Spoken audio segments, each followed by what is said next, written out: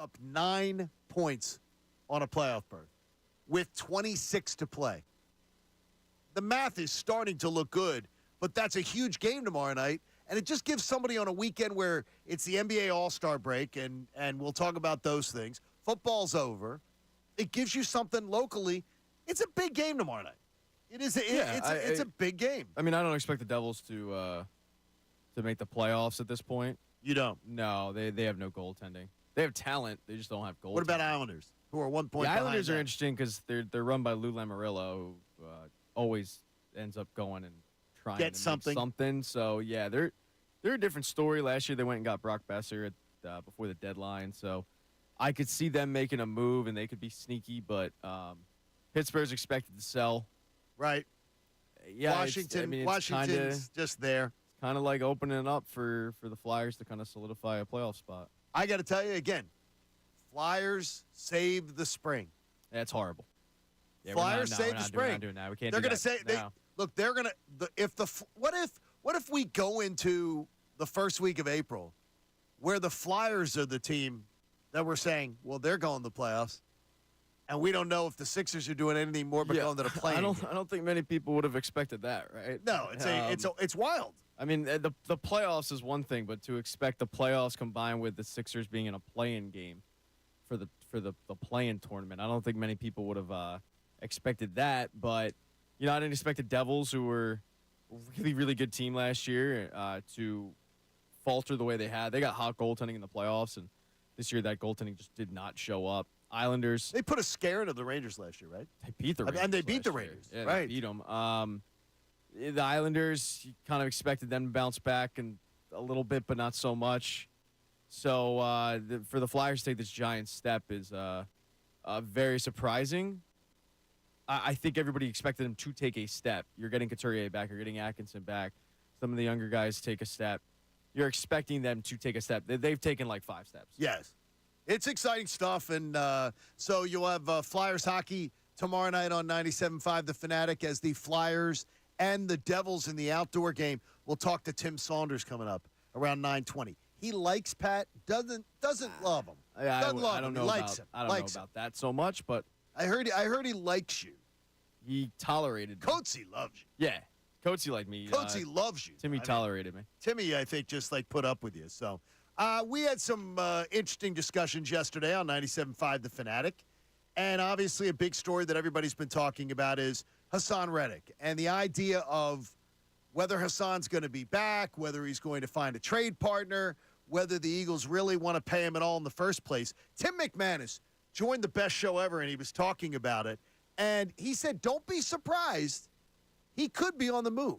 Edge rushers are a premium position. Right. So, there's some guys that could go out there and they're older. Like, it happened with Slay last year, where he was like, I'm kind of unhappy. All right, go out and see what you can get. The market wasn't great. He ends up back in Philly. So that scenario is possible. But with edge rushers, there's teams out there that are desperate to improve their pass rush. True. There's a lot of teams that are looking to get better in that area. And he has proven that he can be as productive as just about anybody else on planet Earth when it comes to sacking the quarterback right now, which means that it's not a 0% chance for sure that he moves on. I mean, you open up that possibility, and it only takes one team to say, yeah, that's cool. I'll give a second round plus for Hassan Reddick. I'll pay him, let's call it $20 million. You got it. I'm going to say something. Tim McManus, again, I'll tell you, love his reporting, love reading him, loved hearing him yesterday with the best show ever and being a part of our station.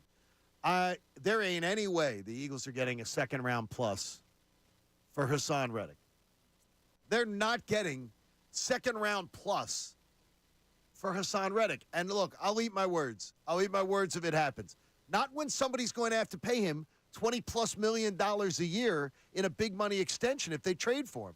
I don't believe for 1 second the market is there where the Eagles are going to get second round plus, and plus probably meaning a fifth round pick, probably like second and a fifth, something like that. Tim has more contacts. I do not see it. I think it's fiction. That market exists, and I don't want to hear it, by the way. Yeah, I don't want you to eat your words because it means that he was traded. Correct. So I don't want that. And are words filling? I mean, honestly. Depends. Alphabet soup can be at times. look, yeah, I mean, you'd need a team that has a lot of cap space, like the Bears. I'll point to the Bears, Right. and they might have some picks. You know, if they trade back, they trade out of that number 1 pick. You're figuring they're getting a bevy of picks. They would be interesting. I don't even want to think about him going anywhere, though. Like, I want this to be the Darius Slay situation. I want it to be, hey, you know, you can go test the market. Well, ultimately, I want to be here. All right, well, here's our best offer. Will you take it or leave it? All right, I'll take it. You know, I mean, Hassan has said as much that he wants to come back. This is home. We all We'd know love the to have story. him back, yes. Yeah, we all know the story. He plays college ball here, and he, has dreamed of being an Eagle, and now he's an Eagle. So I don't want to see them trade him. I'd rather see them just pony up the cash and pay him because they haven't really developed anybody else. Well, that is one of the things that Tim McManus also commented on is I believe it comes across, and he was in with the best show ever. It was a really good discussion, talking about that he, I believe, wants Reddick paid also. He's had the production behind it. I mean, not just 16 sacks last year, but then 3.5 in the postseason. He almost got to the big 2-0 for that whole year and, wrecked the game against San Francisco, getting them to the Super Bowl. So this is somebody that's been really productive for you. The answer as to why they are this hesitant to pay him is a bit of a mystery. Obviously, they have put down a valuation of where they feel like Reddick is versus where he wants to get to, and there's a disagreement on that right now, and they've stayed pretty firm to that valuation. But I think it brings up like this whole other big picture question, because when I look at the roster and what's happening right now, there's a chance that Hassan Reddick is gone from this team. There's a chance that Fletcher Cox is gone from this team. There's a chance that Jason Kelsey is also moving on. And when I look at those 3 players, I would say that all of them were in the top 5 of most productive players in 2023. Oh, yeah. 3 of them might be gone. Arguably, your 2 best players on defense, which was a bad defense, but your 2 bright spots, along with probably Darius Slay, might be off of the roster, which begs the question, like, what are they doing? Okay, here's what I don't get about that conversation. And again, respect the hell out of Tim. And he knows more than I do on this story. But here's what I don't get on this discussion. We don't know why the Eagles are hesitant to pay him. He's asking for too much. Like, this is obvious. He's asking for something that they consider to be, now the Eagles consider to be, too much to pay. There's no Scooby-Doo mystery here. We don't need to see Shaggy and Scoob walk in looking for a sandwich and stumble onto it. Oh, Hassan Reddick wants to be paid in the neighborhood of a TJ Watt. He's not in that neighborhood. Oh, he's in the neighborhood. No. He is in the neighborhood. No. That's ridiculous to say he's not in the neighborhood. When you look at the production, you're a numbers guy. But look at the production. The production's there. But I got to know that I can use him for more than one thing. He does one thing, and he does it very, very well. TJ Watt does not do just one thing He's well. in the neighborhood. I don't. I really don't. I think what's the neighborhood, though? Maybe we're disagreeing on the neighborhood. Well, I mean, sacks. You're paid to get to the quarterback. No. What's the neighborhood as far as pay? Oh, pay? TJ Watt gives you so much more as a defensive player than Hassan Reddick does. Hassan Reddick gives you his skill set. It's a specialty, and he's freaking awesome at it. And we both love. Petition for I'm him not to be going to here. pretend to be watching Pittsburgh Steelers football. I'm well on record. I hate the AFC North so much. I hate that brand of football. Why do I'm not you hate breaking it so much? Because it's old school football of let's blood on the saddle, run the football, running backs, Jamal Lewis. The Cleveland Browns, the franchise, the Pittsburgh, the Iron Curtain, we're built on defense and toughness. And back in my day, it sucks. It sucks. Thank God Joe Burrow showed up. That division is garbage. It's been garbage for a while. I loathe it. So I'm not going to act like I'm breaking down TJ Watt game film. But when you look at their ability to get to the quarterback, it's there. Oh, it is. But one guy can help you in the run game. One guy can do other things. You don't have to take him off the field. I think that TJ Watt, as you said the other day, every GM's taking TJ Watt before Hassan Reddick. But Hassan Reddick, his ability to get the quarterback is something that you don't find. You don't find that. You just don't find it on the street. Right? Yeah. And you're probably not getting it You're probably not getting it unless you develop it down the line in a draft pick later on. And that's going to take years. And even then, are you getting a guy that'll give you 16 sacks and then whatever he had this year, which was double digits again? Probably not. And you were on the same page. We both love Hassan Reddick. We both want him back. But I keep reading this, And I keep reading this. I keep hearing this. Well, I don't understand why the Eagles just don't want to pay him. It's because he's asking. You have all these holes. You've got all these holes on a team. You can't just say, Hassan, we'll give you the blank check. Then we'll worry about all the other holes. You set a value. And the Eagles, by the way, have been one of the best organizations in football at setting a player's value and getting it at the value that they want. I don't like this is not a mystery. I don't understand why this story is being discussed the way it is. He wants a number. They don't agree with the number. They're going to try to negotiate a number. I think the worry is, yeah, you do have all these holes, but if you let Hassan Reddick go, you just created another hole that you didn't need to create. And that's a hole that it's a giant hole at this point because you're leaving the team with one guy that can get to the quarterback. That's Josh Sweat, and he took 2 months off. I think it was scheme, whatever, but like it's a concern for sure. So hey, like we have this guy, let's lock him up. I'm surprised they didn't lock him up, mid-season. It's like how he's so good at identifying and getting that contract out there and locking guys up early, and so it's a little head scratching that it hasn't happened at this point because it is a specialty of his. Could it be? I do want to. I would be interested to know, like, what is the price? Like, what was the last negotiating offer? What are the Eagles offering? Why? How far apart are these two sides? Are they just nickel and diming each other at this point, or are they worlds apart on a valuation where it's like, yeah, you're probably looking at a trade? And I do not, for a second, believe that the Eagles don't want him back. I think they want him back, but as you said, at their price. And they set the price, and the Eagles do this as well as any team in the NFL, setting prices for players, who belongs here, who otherwise. I've got to tell you this, and this is going to be where Pat and I will probably debate this a little bit, is I want a great defense. I want a great defense. I just don't want a great pass rusher. I want a great defense. And if it's going to deter me from being able to build a great defense, if Vic Fangio looks at it and says, I got to tell you, if you invest that much in him, it's going to hurt us here, with what else I want to do. I want a great defense. I just don't want a great player. I mean, I want a great defense, too. I think you can build a great defense depending on. Can you build a defense around him, though? Around a player with just one skill set? Yeah, I think so. I mean, Giants did it with, Michael Strahan. He had one skill set, get to the quarterback. Reggie White, get to the quarterback. Like, Reggie White blew the game up, though. Yeah, I mean, he wasn't. Reggie White wasn't. I'm thinking of guys that were elite at getting the quarterback, and I put Hassan Reddick. I mean, Hassan Reddick's the best guy I've seen at getting the quarterback in probably my lifetime. Playing for the Birds. Before him, it was like Trent Cole, and then before that, it was not much to write home about. I mean, they were always able to get a lot of sacks, but they would do it 9 here, 6 here, 5 here, 7 here. It wasn't that one guy that you could consistently count on every game to get to the quarter. I think you can build a defense around him, but you have to do it wisely. Like, you have to be able to find a linebacker. I'm not even looking for 2. I'm looking for one guy that can cover. That's it. Not trying to be greedy here.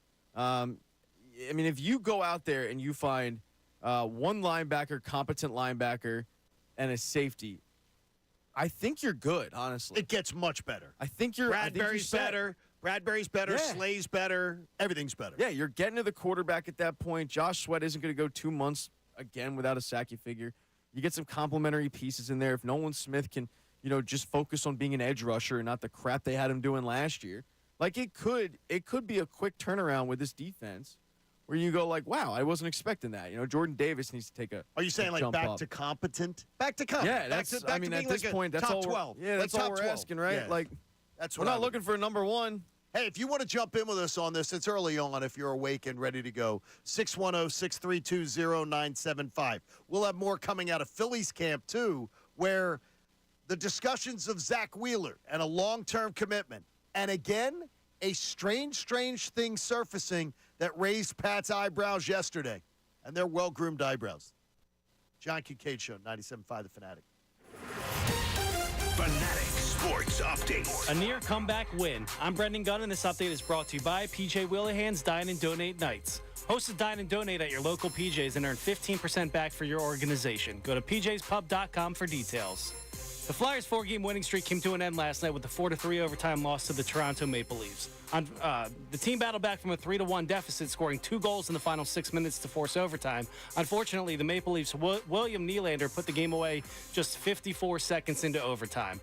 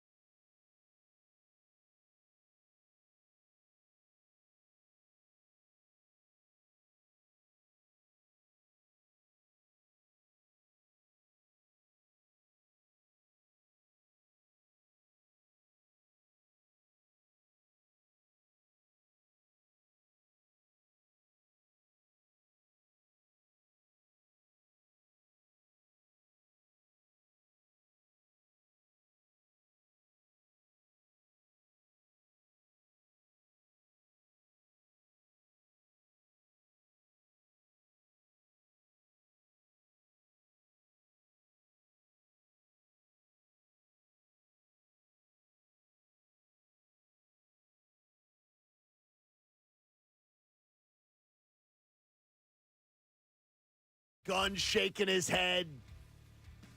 Brendan Petrilli in here. We got two Brendans. So it's just Gunner and Petrilli. Yeah, we're gonna have to have like a Hunger Games style battle in the parking lot to see who reigns supreme.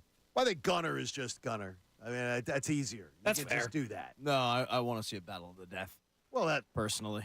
who you betting on? See, I think Petrilli could get really rough. I think Petrilli could get I really think rough. he fights so. dirty. He's definitely got pocket sand. like that. And Yeah, Brendan there's Gunn, something. Brendan Gunn, he's too chill. Yeah, Like he laughs at everything.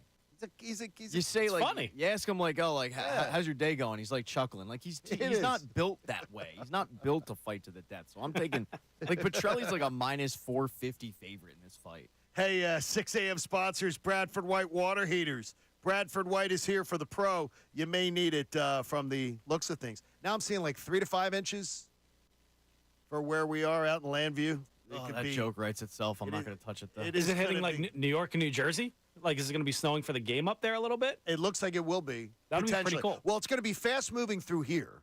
So I think it'll be in the morning and then it'll be gone. It'll be gone they won't have a problem.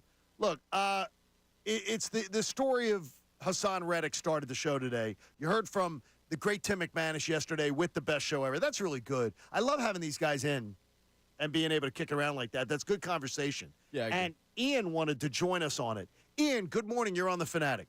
Hey, what's going on, fellas? Hey, buddy. So, John, you keep talking about Hassan not as good as T.J. Watt, or he's not in the neighborhood. He absolutely is in the neighborhood. I agree with as that. far as getting paid is what the neighborhood I'm talking about is getting paid. I don't believe he's the same player as T.J. Watt, though. By the way. Yeah, well, T.J. Watt was able to be a DN straight out of college. They used Hassan Reddick in Arizona for the first 3 years as a linebacker. So Okay. they was using him wrong. So if they used him properly from the start, then their numbers are identical. I don't believe for okay. Tell me about what he does in the run game. What does Hassan Reddick give you in the run game? What do Nick Bosa give you in a No. We're talking about T.J. Watt. JJ. T.J. Watt. I'm talking about in terms of like DNs. DNs are paid to get to the quarterback. They're not really paid to stop the run.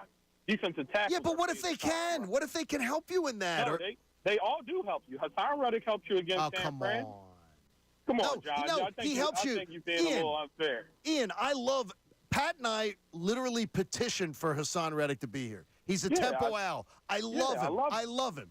But if you're telling me that you believe he is the same defensive force or the same defensive weapon that T.J. Watt is, I think you're nuts. I think you're.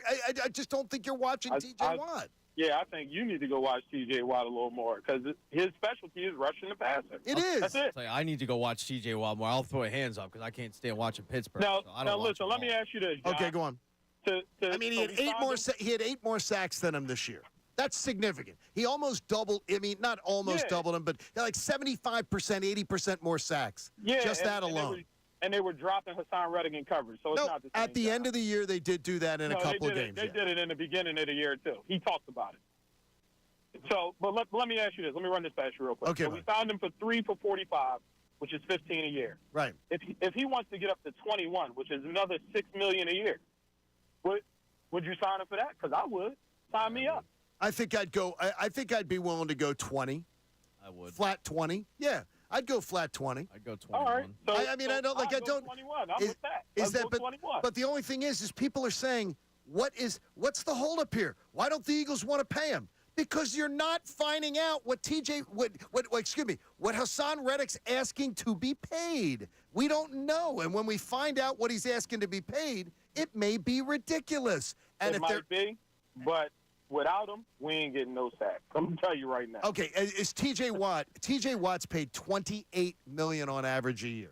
All right, so let's. There's bump a it down reason. up to 23. There's Pat, not you in that 23. 20? No Pat, way. you in that Nah. 23, I'm doing Pat? 23. Sign me Hello. up. You and Pat. Sign me up. Ian, you 2-3, and Pat, baby. you and Pat are blowing up my salary cap. Let's go. Hey, Ian, 2-3. good job. Have a good Let's weekend, go. buddy. All right, guys. Take care, man. Love you, buddy. We Thank found you, common buddy. ground. Yay. How about I mean, T.J. Watt got it. He may be the 28's a best. lot. He may be the. If he's not the best defensive player in the game, he's one of them. You got to pay. You got to pay guys to get to the quarterback. You do, but They- you they don't get pay. paid. You don't pay him in the neighborhood of T.J. Watt. Let me look at what Nick Bosa's getting paid. I mean, that is a good comparison. It's like 24.5 guaranteed per 5 years. Bosa. Yeah, What Bosa was? Bosa, and then like the total contract is 170 for 5 years, but it's 122, 5 years guaranteed. Okay, So Bosa next year is going to make. what year of that is his contract? When did Bosa sign that contract? 2 years ago? Exactly. Bosa's So you 26 can't- years old. You can't do that. You can't, but like. You have to do it as if they were both on the market right now. You think that Bosa? Well, I mean- you think that Bosa is going? You think that we're going to see Hassan Reddick get paid what Bosa's paid?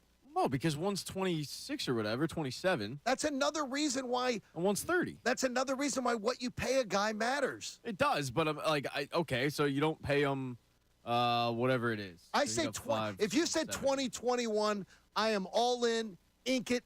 But I guarantee you, he's asking for. I'm telling you right now, he's asking for 25. Yeah, but I don't necessarily think he's going to find that on the open market. I don't so think he I has think a he is chance going to to end up find it. staying here, and he'll probably get 20, 21 million a year. That's what I think is going to end up happening.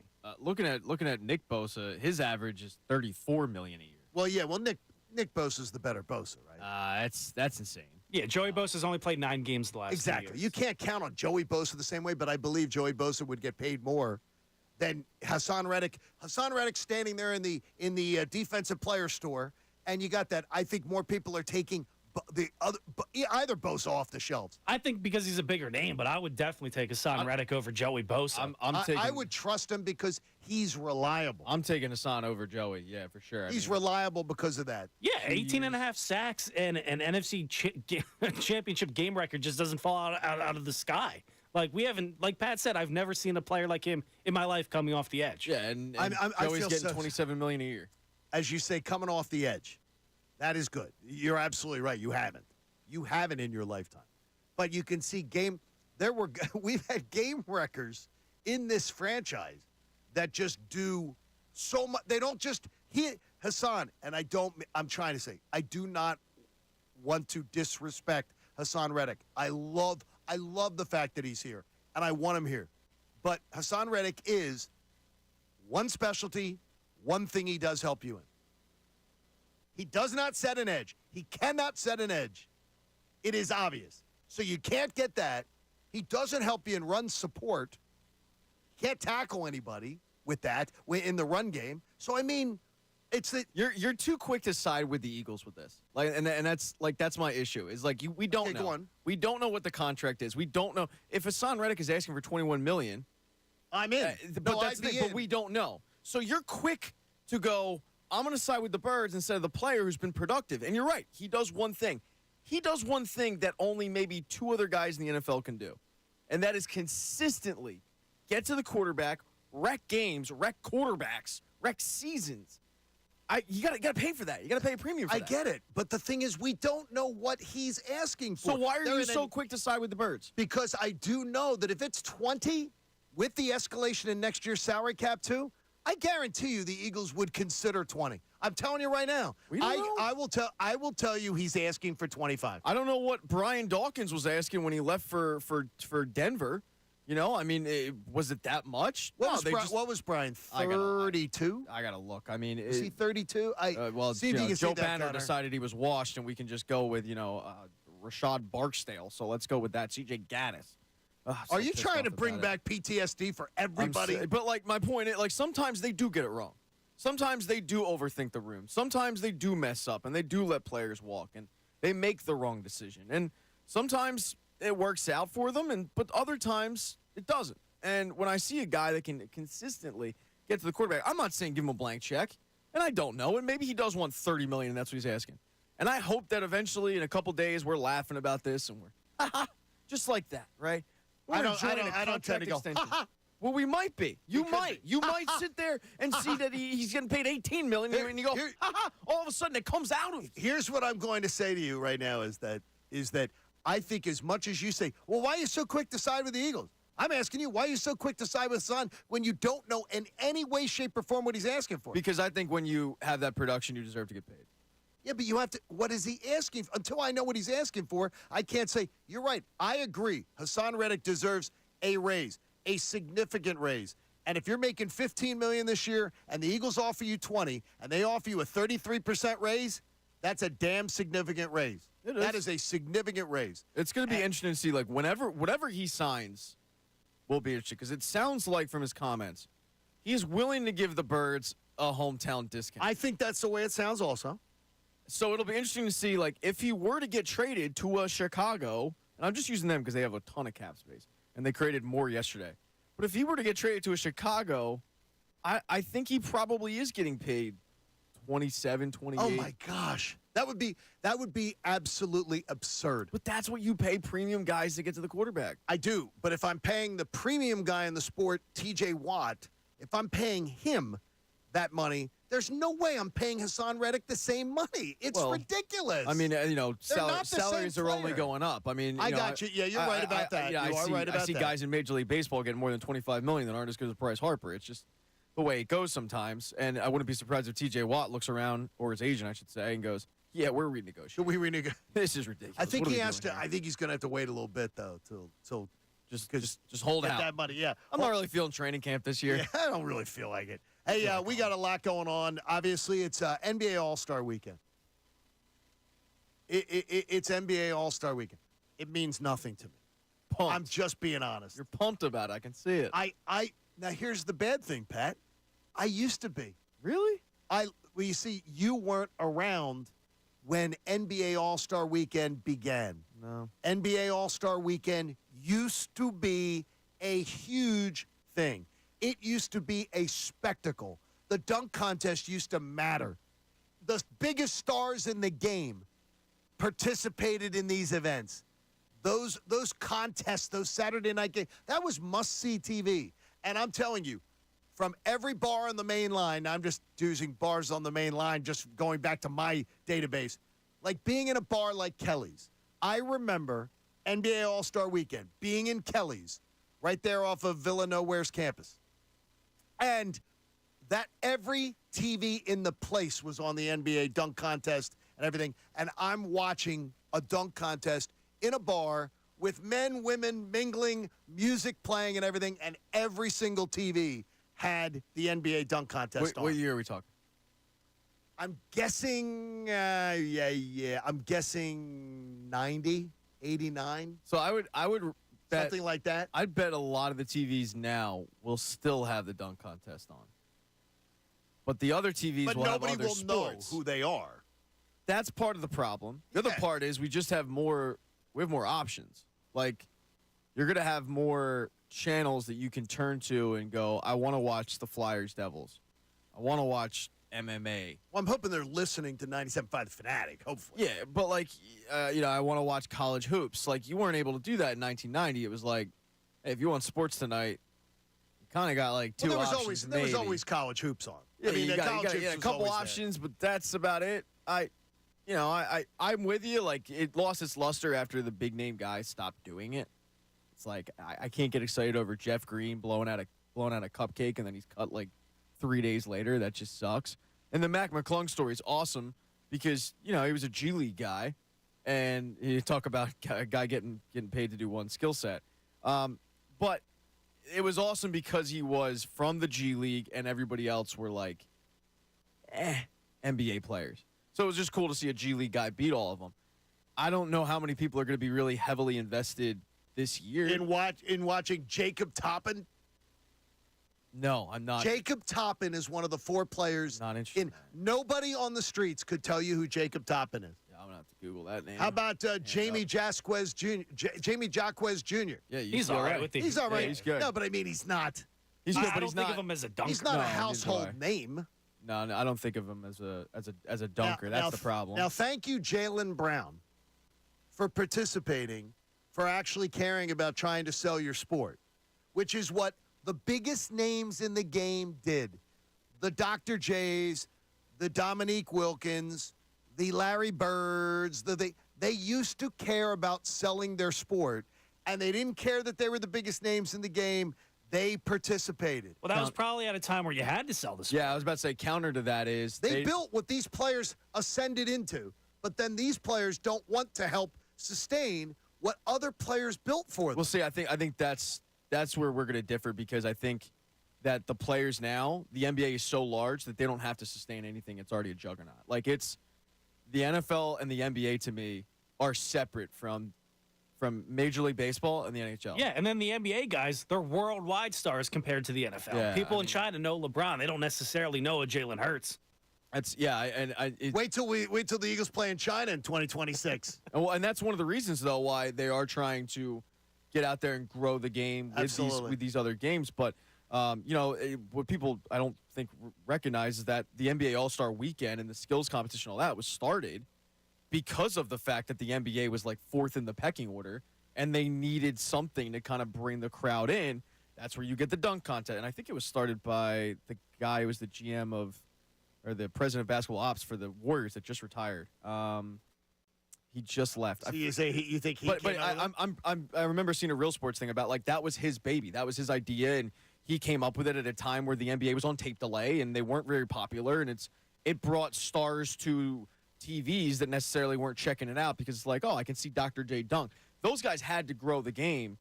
I don't necessarily look at now LeBron needing to grow the game because the game is already so large. But it's been like that for me for a while. The idea is still there, though, because they're doing it with women's basketball now. They're bringing in what's-her-name to do the three-point competition with Steph Curry. They're trying to grow a game. It's just not the NBA anymore. It's the WNBA. Dude, that's a great point.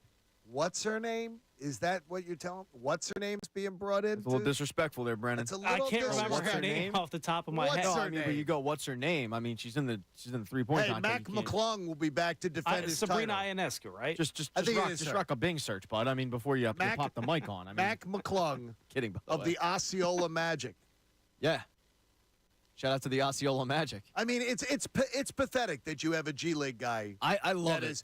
That's Is the only part that I do like. that the NBA has to go to get somebody like that. Jalen Brown's willing to participate, I love it. and nobody else. Yeah, well, and Come on. that's what sucks about it is the fact that everybody wants to see LeBron and I mean LeBron's the big name that you'd want to see. Blake Griffin would be another one, and he did it years ago, and he jumped over the Kia.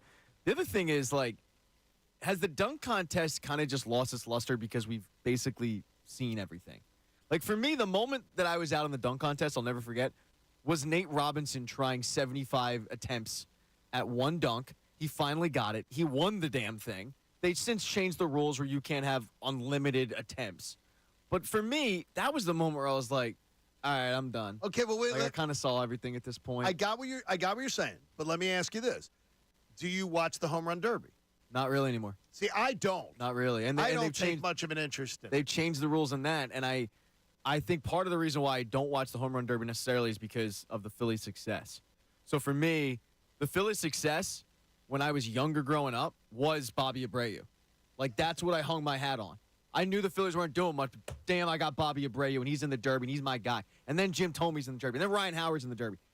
And then they got in the playoffs, and they won a World Series. Listen to what and then you the said. goal became something else for me as a sports fan where the Derby necessarily didn't really matter.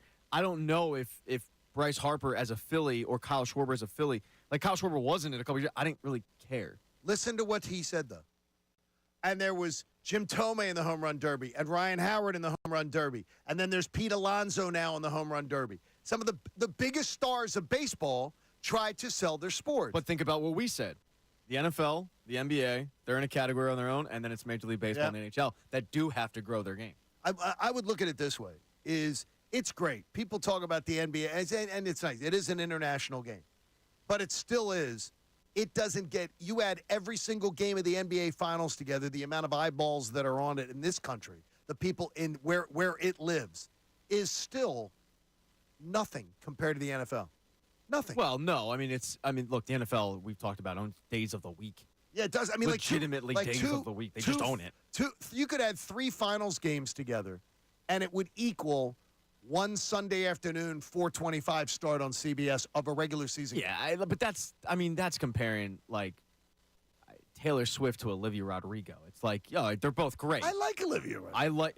Trust me. Also, I tipping know off you your did. game. Big O-Rod fan. But to compare the two, it's like one is up here. You just went O-Rod on Yeah, me? and then the other one's down here. All right? Okay. It's like in terms of success, they're both great. No, but they get talked about on the same level, and they're Their not. tickets are selling out. Right. All right? Try Well. finding an Olivia Rodrigo ticket. You're not going to be able to. You have them on the secondary market, I'm sure. Hey, I'll be Matt, going to that concert. Matt Gelb joined Andrew Salchunas yesterday, and the talk came up, will this guy be around long term? John Kincade Show on 97.5 The Fanatic. Fanatic Sports Update. An overtime loss. I'm Brendan Gunn, and this update is brought to you by PhillySportsTrips.com. Reserve your trip to Brazil with hundreds of Birds fans for just $2.99 down, fully refundable deposit. The Flyers' 4-game winning streak came to an end last night with a 4-3 overtime loss to the Toronto Maple Leafs. The team battled back from a 3-1 deficit, scoring 2 goals in the final 6 minutes to force overtime. Unfortunately, the Maple Leafs' William Nylander put the game away just 54 seconds into that overtime. The Flyers are going to be back in action tomorrow night against the New Jersey Devils in the Stadium Series. That game is going to be played at MetLife Stadium up in New Jersey. 97.5 The Fanatic will have the call with the special 1-hour pregame show starting at 7 p.m. tomorrow. The Birds are full steam ahead towards the offseason. The rumors are swirling. ESPN Tim McManus joined the best show ever yesterday to give an update on the Hassan Reddick situation. They've given him permission to go out and look and see if there's another team out there that, number one, is going to be willing to give up the type of compensation that's going to make the Eagles happy. And then number two, are going to be willing to give Reddick that contract extension that he's looking for. And if that exists, he's gone. The Sixers are currently on their All-Star break, but Tyrese Maxey has a busy weekend ahead of him. On Saturday night, Maxey will be participating in the Key Skills Challenge. Then on Sunday, the young star will be playing in his first career All-Star game. You can hear the NBA All-Star game right here on 97.5 The Fanatic, Sunday at 8 p.m. This update was also brought to you by Bradford White Water Heaters. When you need a new water heater, choose the one that is built to be the best. Choose Bradford White. I'm Brendan Gunn. Breaking sports news all day, every day is right here, 97.5 The Fanatic and 97.5thefanatic.com. Philadelphia Flyers hockey. Konechny with a shot. He scores! It bounces right back to Travis Konechny. He's Johnny on the spot. The games are here, building for the future. Lowry back in front. Niederreiter took the shot. Big save by Sam Harrison. Oh, he got that right pad stretched out and made the save. Tim Saunders calls the games home and away. Cates on a turnover inside the blue line, trying to go to the net with a shot. He scores! Noah Cates upstairs. 97.5 The Fanatic. You know David Kelleher. You see him all over your television. You hear him on First Fridays with us as he's our official sponsor. He's a rabid Philly sports guy. He's charitable. But David Auto, that's where the money's made. Because you know what he does? He has great systems in place. He's got great people working at his dealership. So if you're looking for any of his 25 different models, he's got them. The Ram trucks, the Wranglers, the Jeeps, the Grand Cherokees, minivans, commercial vehicles. And if you're looking for a used vehicle, he can find one for you. If you have trouble with financing at another dealership, go see David. And I can also tell you that his service department is exceptional. They're going to take great care of you after you make the sale. When you're doing business with David Auto, you're doing business with an entire team. And I know what their agenda is. Their agenda is to get you in the door, make you a satisfied customer, and then they're going to hope that you keep coming back when the kid needs a car, when your wife needs a car. Then you're part of the family. He's part of our family here at 97.5 The Fanatic. Go treat him, go be his dealership, and you'll be treated just like one of his family. He's always been your dealer. You just didn't know it. The IRS is the most powerful collection agency on earth, and if you owe back taxes, the news isn't good. The IRS is raising the interest rate it charges on unpaid taxes, and further rate hikes are expected. Most people don't know it, but the IRS adds interest charges to your tax debts daily. So if you owe the IRS today, you'll owe even more tomorrow. And it doesn't stop until you get right with the IRS. The good news is getting right can start with one phone call to Optima Tax Relief, America's #1 tax relief firm. Optima's tax professionals specialize in the Fresh Start Initiative, a powerful IRS program that can save you thousands if you qualify. In fact, the experts at Optima have resolved over $1 billion in tax debt for their clients. Call now for a free consultation. Call 800-354-2840. 800-354-2840. 800-354-2840. Optima Tax Relief. Some restrictions apply. For complete details, please visit OptimaTaxRelief.com. Some days, my active psoriatic arthritis makes it hard to get in the game. Now, the ball is in my court, thanks to treating my skin and joints with Skyrizi, Risankizumab Riza, a prescription-only 150-milligram injection for adults. Nothing is everything. Skyrizi helps with less joint pain, stiffness, swelling, and fatigue. For those who also have plaque psoriasis, 90% clearer skin is possible with just 4 doses a year after 2 starter doses. Don't use if allergic to Skyrizi. Serious allergic reactions and an increased risk of infections or a lower ability to fight them may occur. Before treatment, your doctor should check for infection and tuberculosis. Tell your doctor if you have an infection or symptoms such as fever, sweats, chills, muscle aches, or cough, or if you plan to or recently received a vaccine. With Skyrizi, there's nothing like clearer skin and better movement, and that means everything. Ask your doctor today about Skyrizi and visit Skyrizi.com or call 1-866-SKYRIZI to learn more. Bert Kreischer presents Tops Off World Tour. I look at my dad, I go, hey dad, maybe we should sit down. I don't think your owl's out tonight. 30 seconds later, whoo, right on top of it we hear, whoo. My oldest daughter goes, Dad, look across the lake at the old man on his dock. There's another drunk, blind old white man just, Bert Kreischer live on stage. Hard Rock Hotel and Casino, Atlantic City, Saturday, March 16th. Get tickets now at Ticketmaster.com. Tax Talk with Straight Talk. You give and you give. This tax season, you get with Straight Talk Wireless. You get a reliable 5G network and unlimited data and a new Samsung Galaxy A15 for just $99. So you can give your janky phone to your kid. Yeah! Good talk. Switch to Straight Talk for plans starting as low as $25 a line per month for 4 lines. Find us at Walmart and StraightTalk.com. For network management practices, visit StraightTalk.com. Device offer ends 4/14/24. In-store activation on single Silver Unlimited plan or higher required. Family plan discount with 4 lines all on the Silver Unlimited plan. Taxes and fees apply. The stars look amazing tonight. Hold up. Is that a UFO? Quick, grab a photo. Oh, it's too far away and too dark. Don't worry, my Samsung Galaxy S24 Ultra can handle it. What? Your UFO? It's a drone. Oh. See what others can't with Zoom with Galaxy AI on the new S24 Ultra. Get yours now at Samsung.com. Epic, just like that. Are you a victim of the timeshare trap and think there's no way out? I'm Chuck McDowell, founder of Wesley Financial Group, the original timeshare cancellation expert. And I'm here to tell you that there is a way out. All you need to do is give my office a call. I will send you a timeshare exit information kit absolutely free, explaining how the timeshare industry works and your options for cancellation. Call Wesley now for your free info kit. 800-952-1155. That's 800-952-1155. Did you know that futzing with your thermostat accounts for up to 1/3 of your energy bill? Those little adjustments add up fast. You know what else adds up fast? The federal tax credits of up to $2,000, local utility rebates on new high-efficiency systems, and PICO rebates of up to $650 on qualifying gas furnaces. See dealer for details. Visit Train.com to find an independent Delaware Valley train comfort specialist near you. It's hard to stop a train. What happened to your foot?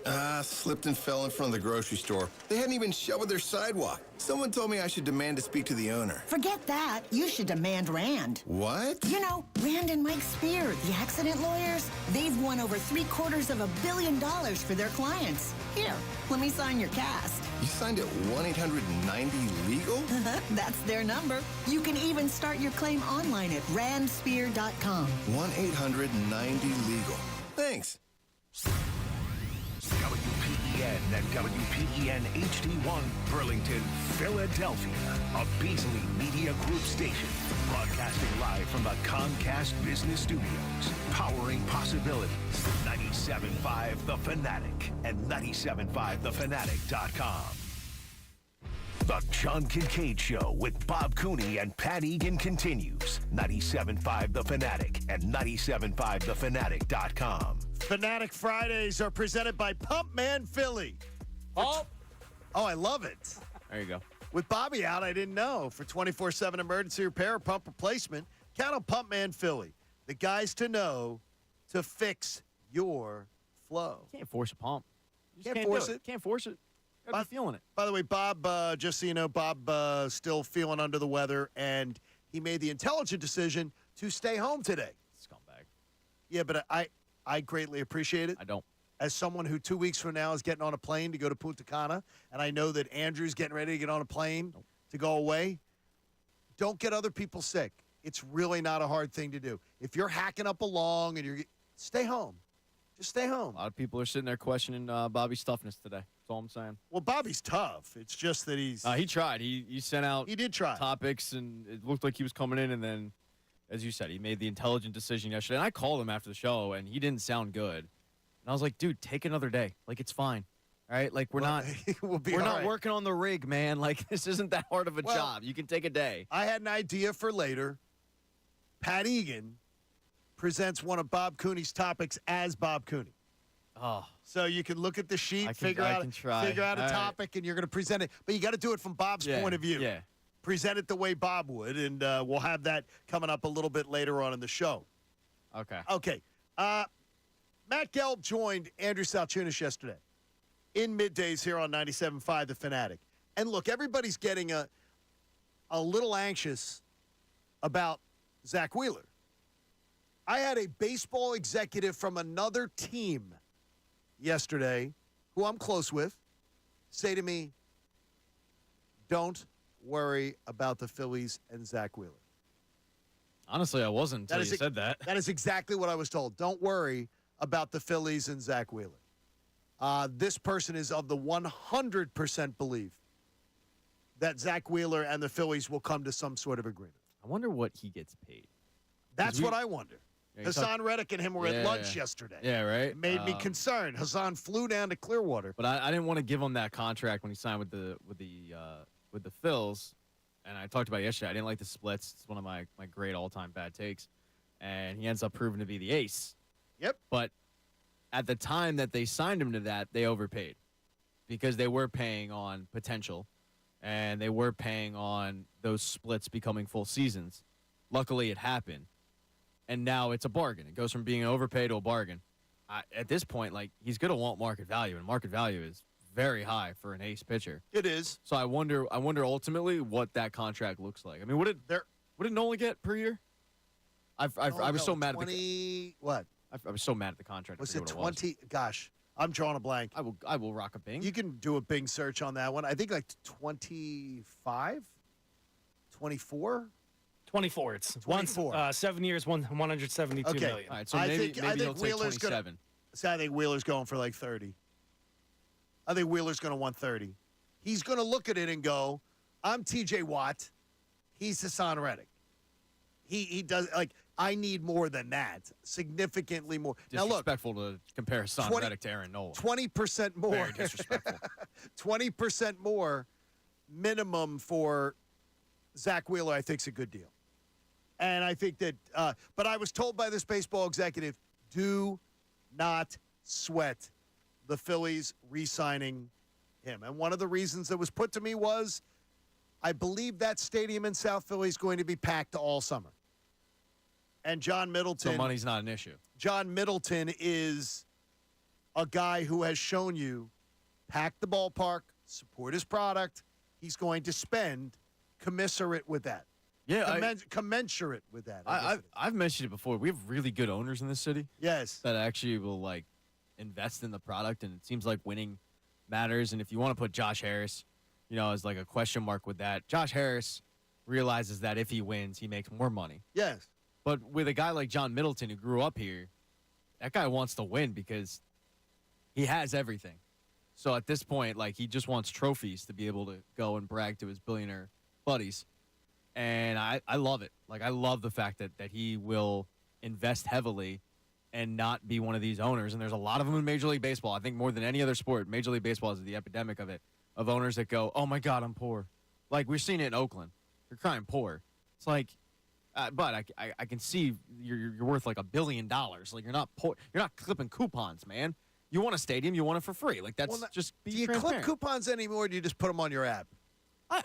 I bet you some people still absolutely clip. I mean, I get the what the newspapers that, like, you get, like the coupon newspapers. Oh yeah, I love those. Those little deals. Yeah, like I still get those. Well, Zach Wheeler's extension was a topic of discussion between Andrew Salchunas and Matt Gelb yesterday. I think there's a path to them getting a deal.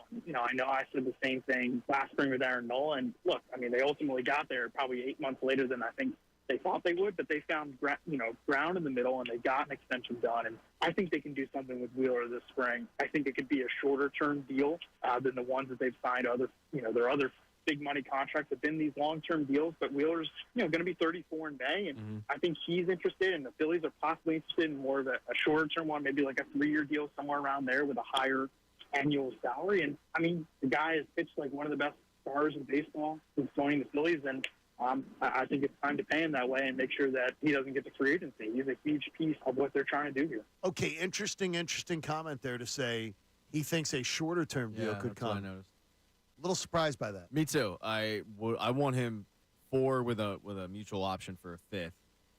I think he's one of those guys that doesn't have as much wear and tear and tread on the tires. Wear and tear on the tires. He's got a decent amount of tread left because while he is 34 years old, he did miss significant time with injuries and whatnot. And I think he's still got a lot left where I wouldn't have a problem with giving him 4 years. Like I don't think in 4 years that's going to look too bad. But I'd be willing to go 4. The counter to that is. But would that be the shorter term you think Matt would talk about there, Matt Gelb? I mean, 3 years to me is short term for a guy of his caliber. Because he's under contract for this year, so you'd be talking about his 3 years after he's 30. Well, he'd be 38. All right, yeah, I guess I'd be that's fine with fine. that. 3-year extension. A 3-year extension, which I'd be fine with that. But I do wonder what he talked about. Would Wheeler want that? A lot of times, I think it happened with Nola. Like you took less money, right, to kind of stay here longer. They want the stability, and for Wheeler, I wonder if he would even be open to a 3-year deal, or if he'd go, look, I understand you're offering me, throwing a number out there, $35 million a year. Thank you very much. I would rather have 5 years at $25 million than $35 million for 3 years. At this point, like those guys have made so much money. He cashed in his last contract, so it's not like he's gonna go broke. And I think at this point, for a guy that has young kids, whose wife is from the area, like stability matters, and just being able to call someplace home matters. And he's got, and I'm talking when he's got young kids, he's got kids that are like under 2 years old. So if I were him, I'd want a longer term deal, but I'd also understand that longer term deal coming at 38, adjust 39, some of the money. A lot of teams aren't going to want to do that. Now, interesting enough, yesterday, Pat really caught this one as being something that interested him. Could the Phillies be shopping for a 4th outfielder? Was brought up by Rob Thompson. Listen to what Matt Gelb had to say. I think they're still in that market, like for, a 4th outfielder type. Somebody just to add to the depth because they really are not. Who do you consider the outfielders for this team? Right now, it's going to be Marsh. I expect to be fully back healthy. I feel like it's going to be Rojas. When is he there? Right, Marsh, Rojas, Castellanos. Yeah, and that's what I'm rolling with. And then I feel like if it's not that great, they're going to make a move at the deadline compared to heading into the season. So it's one of two things. They either don't like Christian Pache as far as being good enough to be your 4th outfielder, or Brandon Marsh isn't going to be ready for 3 or 4 weeks of the regular season. Well, I told this to Bob because Bob, I think it's well on record, Bob does not like Christian Pache. He's not buying a Christian Pache jersey. Yeah, he's against the kid. He thinks that you can upgrade. And my retort to that is, show me a team that doesn't think they can upgrade from their bench depth at outfield. Like most are probably looking at it. If you go out there and you sign a Cody Bellinger, he's going to be more expensive, but you're bumping either Rojas or Marsh to the bench, and now all of a sudden your bench depth is pretty damn good. Your bench depth's looking sexy at that point. Yeah, it's not Jake Cave coming off the bench in the outfield. How much Bob can't stand Christian Pache, that's me with Jake Cave. I don't need to see it anymore. When the best part about you is your walk-up song, it's not a good sign. So I think that they probably aren't looking at Cody Bellinger at this point, but I do wonder, he's a Boris client. Who else is Boris clients? Bryce Harper's one. Pretty sure Castellanos is one. Trey Turner is not one, but they got a couple guys on the roster that are Boris clients. And if you're a possible free agent at this point in late February, well, mid-February, but mid to late February, and you're still out there looking for a place to go, hitter-friendly ballpark, you're likely to be playing in the playoffs, you're likely to be playing on a big stage with a lot of eyeballs. Absolutely. This is a really intriguing place. It's a lot to me for the Phillies. If you're a free agent bat out there that's still good and looking to get paid, and you didn't get the contracts offers you thought, This is very similar to a running back for the Eagles playing behind this offensive line. You're going to be playing in the playoffs, most likely, barring another collapse. You're going to be playing behind a great offensive line. The offensive line is the ballpark. The playoffs are the playoffs. Like, this is a really intriguing spot where if I'm looking for a one-year, show worth deal, Philadelphia would probably be it. And you're walking into a clubhouse that's well known at this point in baseball. As one of the good spots. One of the good spots, yeah. Like, so I think if GM Bryce Harper gets on the phone and tells Cody Bellinger, hey, man, I know it's not as much as you wanted, but, maybe we can get you a sponsorship with Primo or Doc Bressler Cavity Busters, and, maybe that'll make up for the salary you lost. We get you in a Doc Bressler commercial. Maybe all of a sudden you do see Cody Bellinger. Maybe that does bump a Brandon Marsh to the bench, and maybe all of a sudden, like, that's a big luxury. It could very well. It's Jorge Soler got 3 years, $42 million. Yeah, I was surprised about that. I was very surprised. $14 million a year. I wasn't expecting that. I was pitching to you last week. I was surprised about the Why years. aren't they getting Soler? Why aren't they getting Soler on a 1 or 2 year deal? Yeah, it's like they bid against themselves.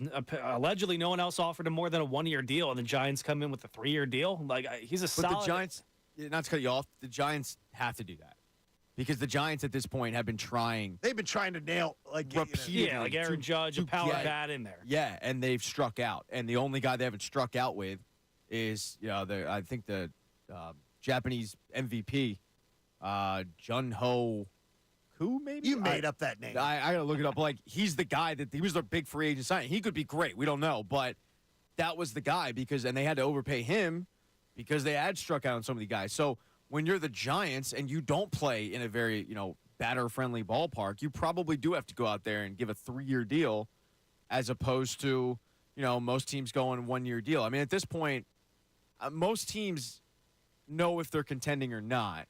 The Kansas City Royals aren't going out there and signing Jorge Soler. What's the point? And if they are, they're signing him to a 1 year deal, and he knows it because they're signing him to a 1 year deal to trade him at the deadline. So if I'm him, yeah, you're kind of holding out for a 2 year deal, or you're going to a contender. For him, he went with the years. Right. I liked hearing Matt Gelb, though. That was great with Andrew Salchunas yesterday. Be sure to stay tuned all day long on middays and my favorite afternoon. Favorite Phillies writers. You absolutely are. Yeah, I love big Matt Gelb. I like the fact that he was like transparent by saying, which we try to do on the show, and to point out if we're wrong. And he said, "Yeah, look, last year I said the same thing about Aaron Nola. It took us 8 months to get there, but we eventually got there." And I don't think anyone's going to feel comfortable if you leave spring training without a deal for Zach Wheeler. But I would also be very surprised. Like I think the Aaron Nola thing last year was a big question mark because he's been so inconsistent throughout his career. And I've talked about the good year, bad year. For Zach Wheeler, throughout his Phillies career, he's been nothing but an ace.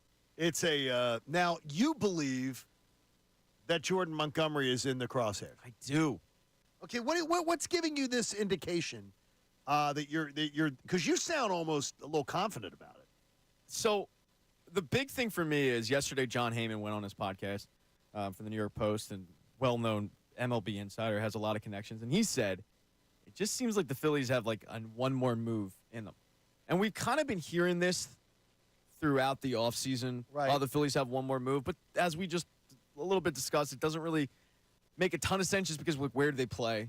And I talked about the Bellinger thing a minute ago, but pitcher, like you could make the case, you go in with a rotation of Wheeler, Nola, Suarez, Walker, and Sanchez. That's not horrible. You're winning some games there. So they're in a good spot where they don't really necessarily need anything. At this point, anything coming to the Phillies would be a luxury. But I every day, and I brought this up last week a little bit, every day that goes by, you just go, at what point are some of these free agents going to go? Like, I want a place to win.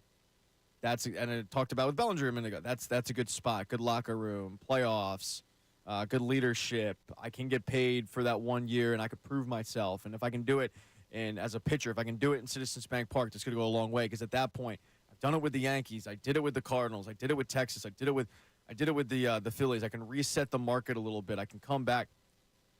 I really think that they're gonna get him on like a one year deal with an option for a 2 year deal, and he's gonna be a Philly. And that rotation will be filthy. Okay, here's the question that I would have, and it's just and just trying to read a little bit of it when I saw your notes. Why is the market cold on him?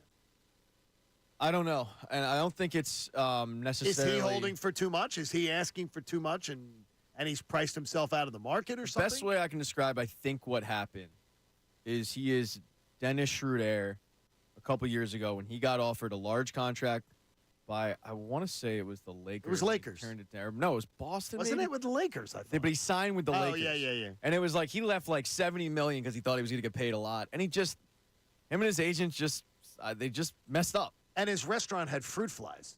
Did it? Yeah, down in Atlanta, he had it. I don't blame them for that. When he was with the Hawks, his family and him, they opened up a restaurant and it had fruit flies. And it was freaking people out. I don't get freaked out by the fruit flies. You don't? Not really, no.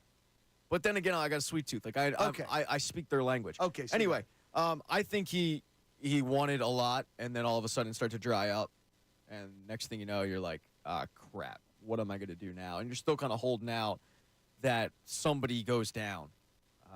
Yesterday, Kyle Bradish of the Orioles went down, and it looks like he's reading tea leaves. Like, he's probably going to end up needing Tommy John surgery, because anytime you see the words UCL, or the letters UCL, it ain't smart, right? It ain't a good thing. So he could be an option there, and I think he's holding out for a big-name arm for a contender to go down where he could end up cashing in. Here's the problem. He's not going to be ready.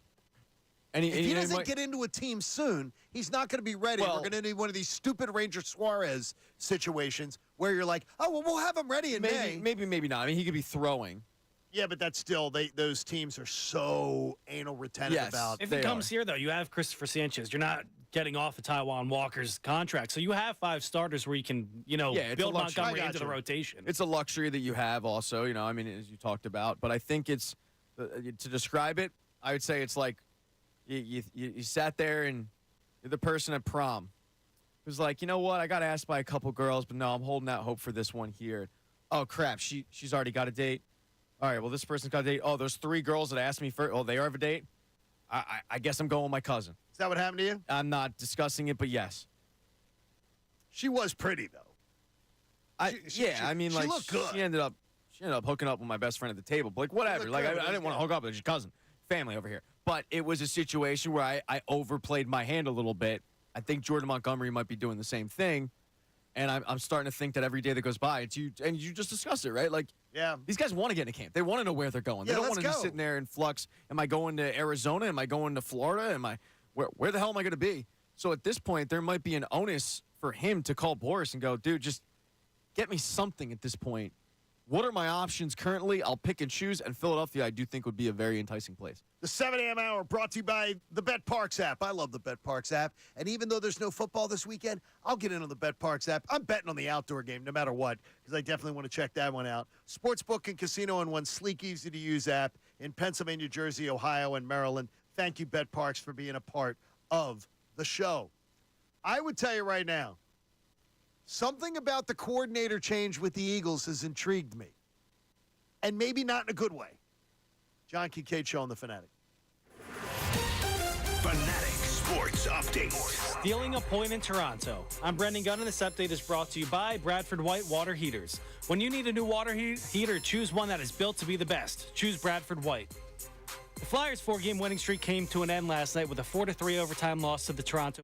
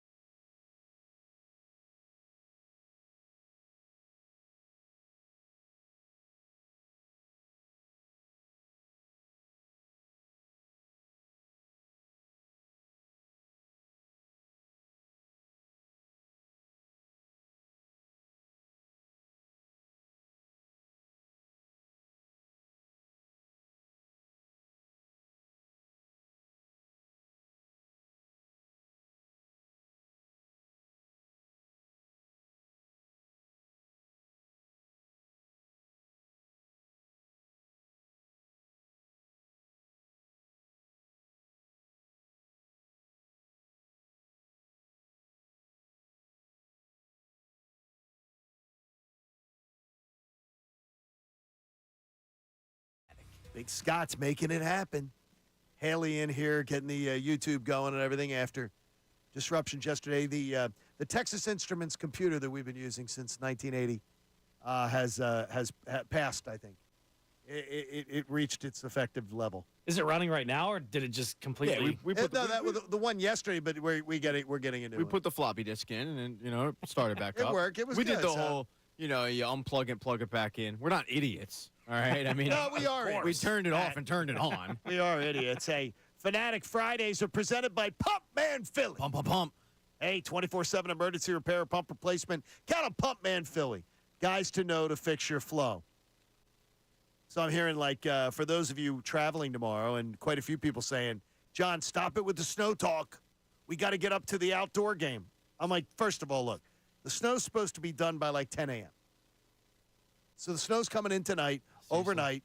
It's supposed to be done by 10 a.m. in the morning. I got a birthday party at 9:30. But 4 to 5 inches of snow out where we are in Landview, it's a little different than where depending on what part of town you're in. I don't know what it's going to do for you, but just check it on out. Everybody will be there.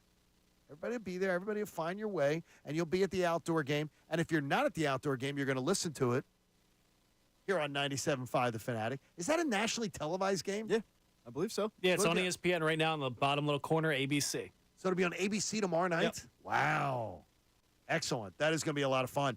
And maybe you just get Tim Saunders hooked up with you pause your TV, you get Tim Saunders hooked up on the app, and then you play them simultaneously. The only problem is then you just can't change the channel. So I literally hide, if I ever do that, I hide the remote. So nobody just hits the remote or touches the remote, or I'm not tempted to go, well, what's on? Dang, so I just got to leave it. My 5-year-old does that. It's Hides a the remote? blast. Yeah. And then you find it, and, and 2 days later it gets lost. It's lost at that point. Our neighbors had to put and they're adults, had to put a airdrop on it. Yeah, AirTag. An AirTag. Yeah.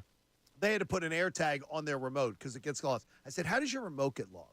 I don't grasp the concept. It's either on the nightstand. I mean, it's on the. Well, we don't have it in the boudoir, but on the end table, on the coffee table, For us, on the couch. it's the Fire Stick remote. Oh. Because we cut the cord, and that's not. We did too. That's not a large remote.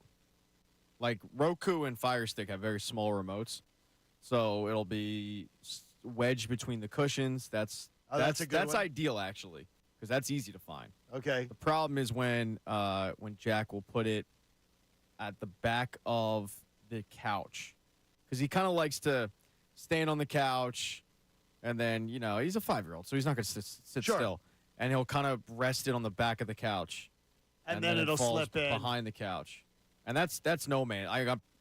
I'm pretty sure Amelia Earhart is back there. I think that mystery has been solved.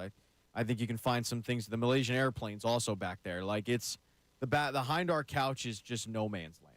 Yeah, it's a little creepy, but it sounds nice. I'm not ruling it out at this point. There's something about the Eagles coaching staff changes that I don't think's getting enough talk. And I'm actually shocked that I didn't think of it earlier and that no one else that I've heard around here think of it earlier. Yeah, we're disappointed in you. The Eagles changed coordinators on the defensive and offensive side of the ball.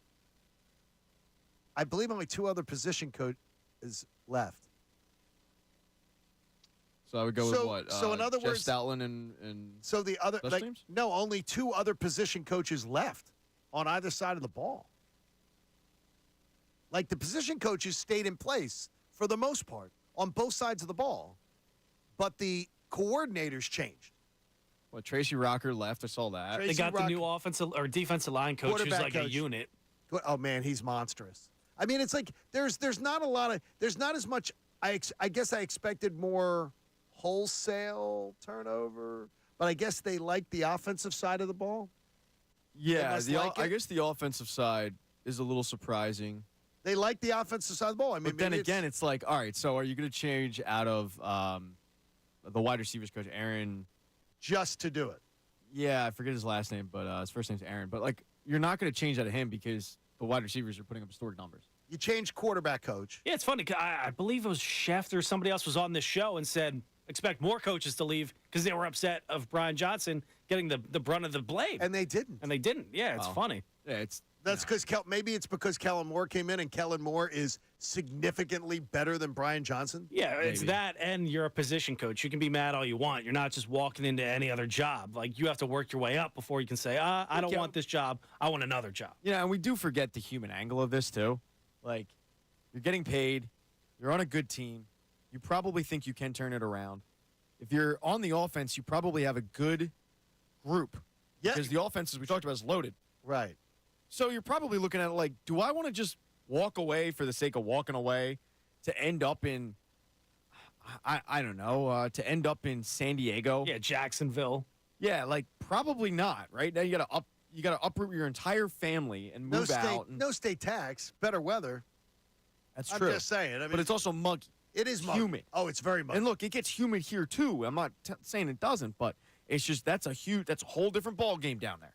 So I think the human element too weighs in. Like I probably wouldn't want to leave the Eagles if I didn't have to. And the palmetto bugs. You got that too. Gross. Plus, it smells like coffee down there from the. So does it smell like coffee? Oh yeah, terrible. No, it's a stinky coffee smell from Maxwell House. Really? The Maxwell House plant is right next to the stadium. That. Yeah, where the Super Bowl was played when the Eagles played in the Super Bowl, right down a couple blocks away is the Maxwell House plant. See, I don't think it would smell good. No, it smells like wet socks. Like it's terrible. It smells like wet dog. You know wet dog smell? Yeah, it smells like wet dog. Yeah, you do. It's terrible. It is it's not good. So yeah, I'm looking forward to seeing this.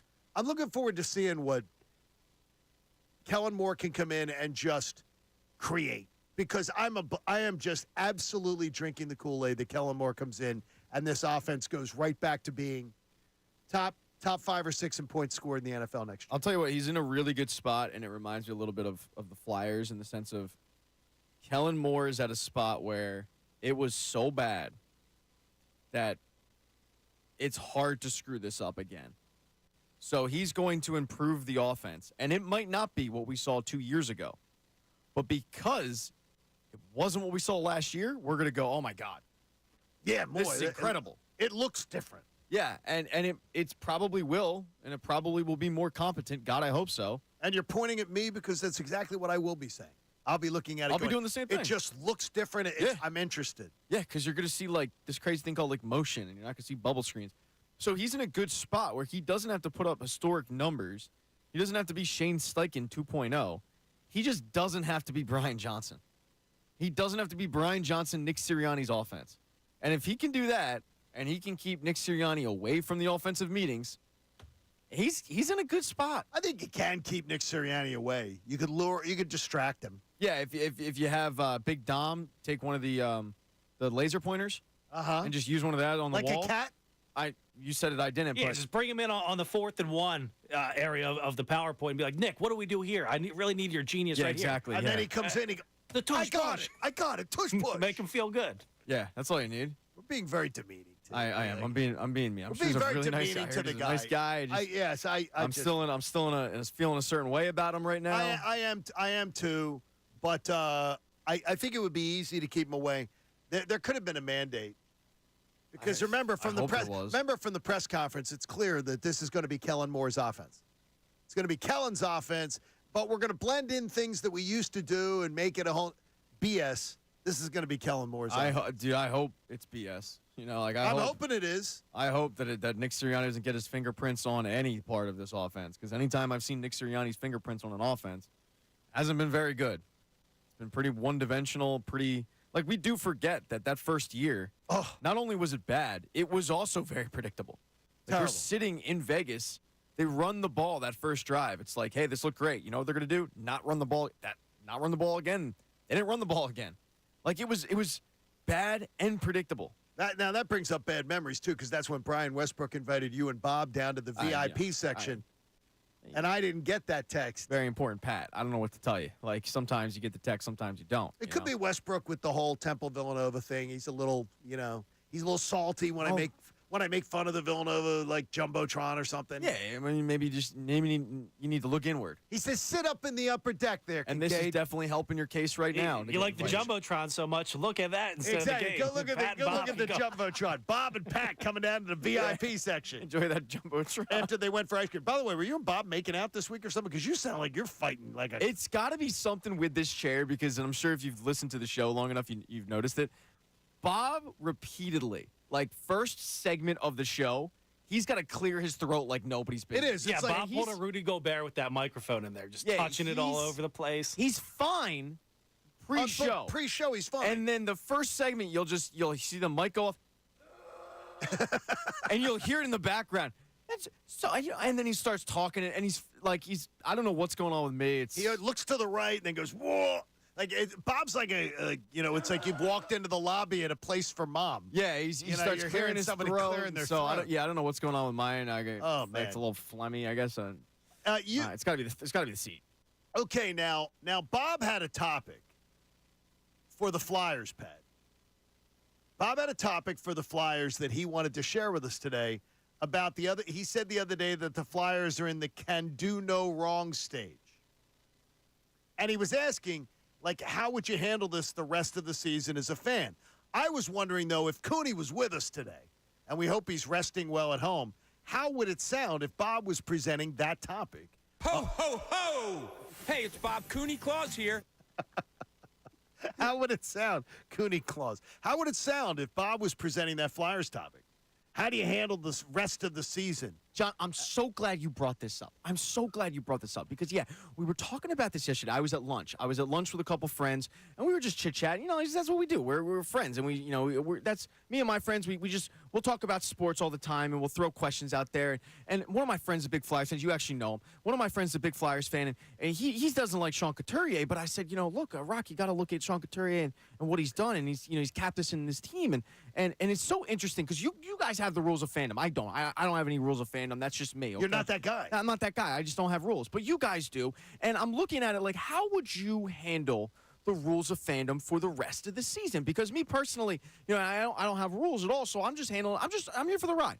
I'm here for the ride. I'm kicking back. And the other night, I was watching Division III hockey on ESPN 8, the Oat Show. I was, I made some dinner, and there was nothing really going on. So I decided to watch, Cooperstown University and versus Caitlin Clark. Yeah. It was. Well, and I was flipping, and it was John. Thank you so much for saying that. It was a perfect sports night because I was able to flip, and it was great. The remotes were synced up, and anytime one would go to the commercial, I was clicking over to Cooperstown University versus Little Sisters of the Poor. They would go to commercial. I'm clicking back to Caitlin Clark, but it got me thinking.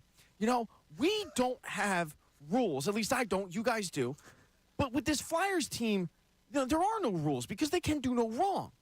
But how would you, as a sports fan, handle the rest of the season?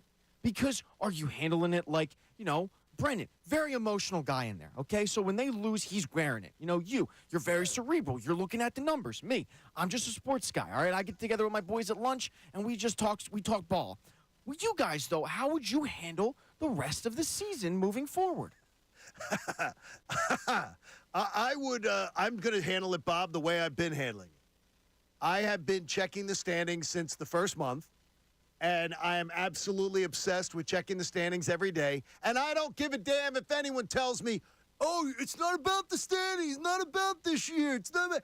I've loved checking the standings all year. I've been sucked into it, and I am loving the vortex of, is this team going to play April ice hockey?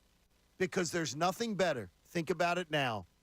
Wearing your Flyers jersey, wearing your Flyers sweatshirt, and a pair of shorts. Going in, tailgating outside, it's 75. You're tailgating, you're having a couple beers, and then you roll into the Wells Fargo Center in a pair of shorts and your sweatshirt or your jersey. There's nothing better. I'm obsessed with it every day. I'm obsessed with it every day. Oh, God, yeah. That's awesome. That's one of my favorite things to do. My favorite things to do is roll in, you're kicking back with your boys, do a little tailgate, do a little grilling, and then you just roll in there with your shorts. Oh, that's perfect. And you wear shorts, Bob, all year long. Well, I mean, other than I think there's a break between Thanksgiving and Valentine's Day. I don't put a lot of effort into my outfit. That's well known at this point. You guys see it every day. I come in, I put out my outfit before the night, and but other than that, I'm not really putting a lot of stock into it. But John, Thank you so much for saying. There is nothing better than walking in and you get that crisp hockey air hits you because the rink's cold, but it's hot outside, a little humidity. Oh, that's great. You get a beer, you're just kicking back, you're watching playoff hockey. Brendan, what about you? Yeah, man, I can't wait to walk in there. I'm hoping the Flyers are going to make the playoffs. I'm like John. I'm watching the standings. I've forgone everything about the rebuild and all that. I'm bought into this year, right? Can you imagine going to a Phillies tailgate, 1 o'clock Sunday, Flyers game at 4, whole stadium complex is packed? Like, that's what I'm looking forward to. Is there anything that's annoying you guys right now with the team? Is there anything that you look at and you go, maybe they can improve this, maybe they can improve that? Anything that could keep them from getting in the playoffs? Because I'm talking to a couple guys, and I call around the league to a couple of sources and whatnot. They brought up one thing, but I'm interested to hear from what you guys have to say as Flyers fans. So I know you guys are watching every game. Me, I'm clicking back and forth a little bit. I'm paying That's because you're watching Caitlin Clark and. Well, Bob, what do you think about them picking leadership? How in the holy hell did they not recognize that a homegrown guy, and I know my buddy Rock, he'll lament on Sean Couturier, and he's not physical. This guy is one of the best two-way forwards I can remember. If this guy reminds me so much of the days of the past where you would play two-way hockey, and that's what this team was missing. How in the holy hell did this organization let this go so long without naming a captain when he was sitting right in the room the entire time? That's my question, Brendan. That's what I've been saying, because when I watch this guy do what he does, he puts up the points per game. He's a #1 center. He plays defense. I love the leadership moving forward. I know, I'm waiting. I just got a text from my buddy Rock now. He's just, and he's out. That's Donna. He's making the delivery. No, I got to call Donna later, but that's in about an hour. I called Donna. I check in with her, but I just got a text from Rock. How can you say that he's a great two-way player? Well, because I watched the game, Rock. That's all I can say. I watched the game and I see what he's able to do. He shuts down other teams' #1 lines, but he goes out there and he performs. He's been that guy. So how in the holy hell could you not recognize this early? What took so long? And that's, Brennan, that's my only one complaint I have right now with John Tortorella. And if we had him on, I'd love to ask him about it. That was an homage to Bob Cooney that was as exceptional. That was exceptional. Spent a little time with Bobby. I still don't understand why he's calling Rock before Donna in the morning. I mean, Rock's making his deliveries. He calls up. We like to chat. He'll be listening to something maybe on ESPN overnights. He'll call me up, and that's what guys do. We just we call each other up and we just talk shop. We talk shop and ball, and and that's what me and my friends do. We're very close, and actually I think I'm gonna go to a little lunch today with the boys. I'm imagining Freaky Friday right now. Somewhere Bob's body's walking around acting like Pat. Playing hockey, trying to skate out there in Bob's body. Yeah, running on like 3 hours of bad sleep. That is really good. After tripping over the blue line all night. Bob's searching for his waters throughout the hall. By the way, the reviews are coming in. My neighbor Mark just sends in a text and he goes, "Bravo!" Thank you. I mean, that was a strong Bob Cooney performance. Yeah, spend a little time with Bobby. It's not hard to pick up on his. And hopefully Bob's feeling well. Hopefully he's feeling well, because it can't be. He just did the Bob there. So there you go. Good stuff. Bobby throat clear. You'll hear it. We should really make a promo with Cutler, who's the guy, the voice that you hear, where it's just listen every day 6:08 for the Bob Cooney throat clear. Little bit sponsored by Metamucil. Oh no, not Metamucil. Mucinex. Mucinex. There you go. Mucinex. Sales, if you're listening. And Metamucil too, probably. There's your next pitch right there. That could very well work. Good job with that one. So, again, you'll hear a special hour pregame tomorrow, leading up to the Stadium Series game. So I guess that's going to be Mert. Will be part of that. Yeah, Jason Martinez, Brian Smith will have you covered there. I don't know if they're going to be joined by anybody, because sometimes they are, but it's the outdoor series. It might be a little harder to grab people in. Yeah, but I'm sure they're going to have tons of interviews. Those guys have obviously premier access, so I'm sure they'll be having interviews, and it'll be very informative. So definitely check that out. And I love the fact that last night, and Jason Martinez called it out on social media. Thank God, because it was like, it pisses me off. It's 3-1. It's like, oh yeah, here it goes. Austin Matthews killing the Flyers. They're not ready for prime time. Austin Matthews kills everybody. And I'm like, yeah, it says, so wake up. He kills everybody. And then it's all the naysayers just get, see, they can't compete against the best player in the game. And I got to tell you, with 6 minutes to go, I was saying, man, this one sucks. This because they missed in the first period. So many chances to go up like 2-3-0. And I think this team with a 2-goal lead is really balls to the wall. They are when they have a 2-goal lead, I feel very comfortable. I remember watching like Torts in New York, and like he would find these dudes. Blair Betts was one who ended up playing for the Flyers, wow. but like Yeah. he would find these dudes to just throw their body in front of rubber and just take a beating. Like Torts would have loved Ian Lapierre. Ian Lapierre. Yeah, like he would have loved that dude just because of his ability to just take pucks. Lapierre. That's the mark of a John Tortorella team is like you get the lead and then you protect the house. I love the Flyers with a 2-goal lead. Flyers are going to be a bad out for somebody. They really are. They're not going to be easy. Right now it looks like Carolina. If they finish third, they're most likely going to play Carolina in the playoff series. If they would make the playoffs, they'd play Carolina.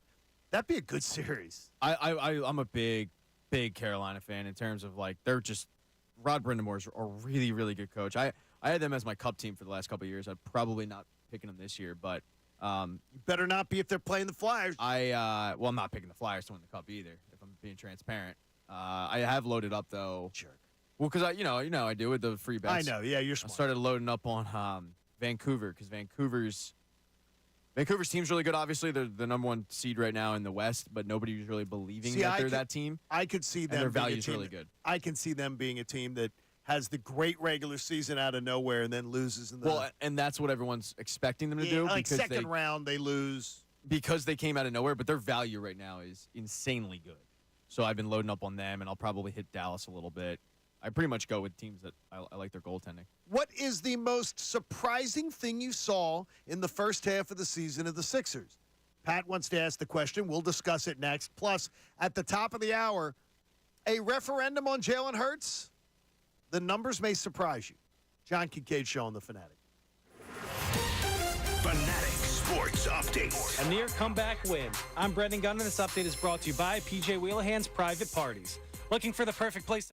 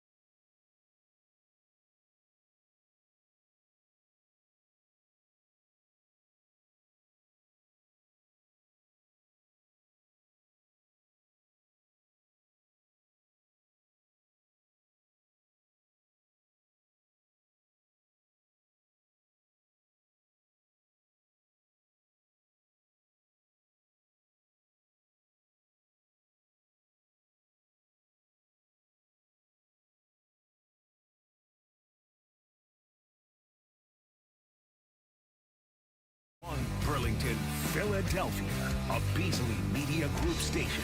Broadcasting live from the Comcast Business Studios. Powering possibilities.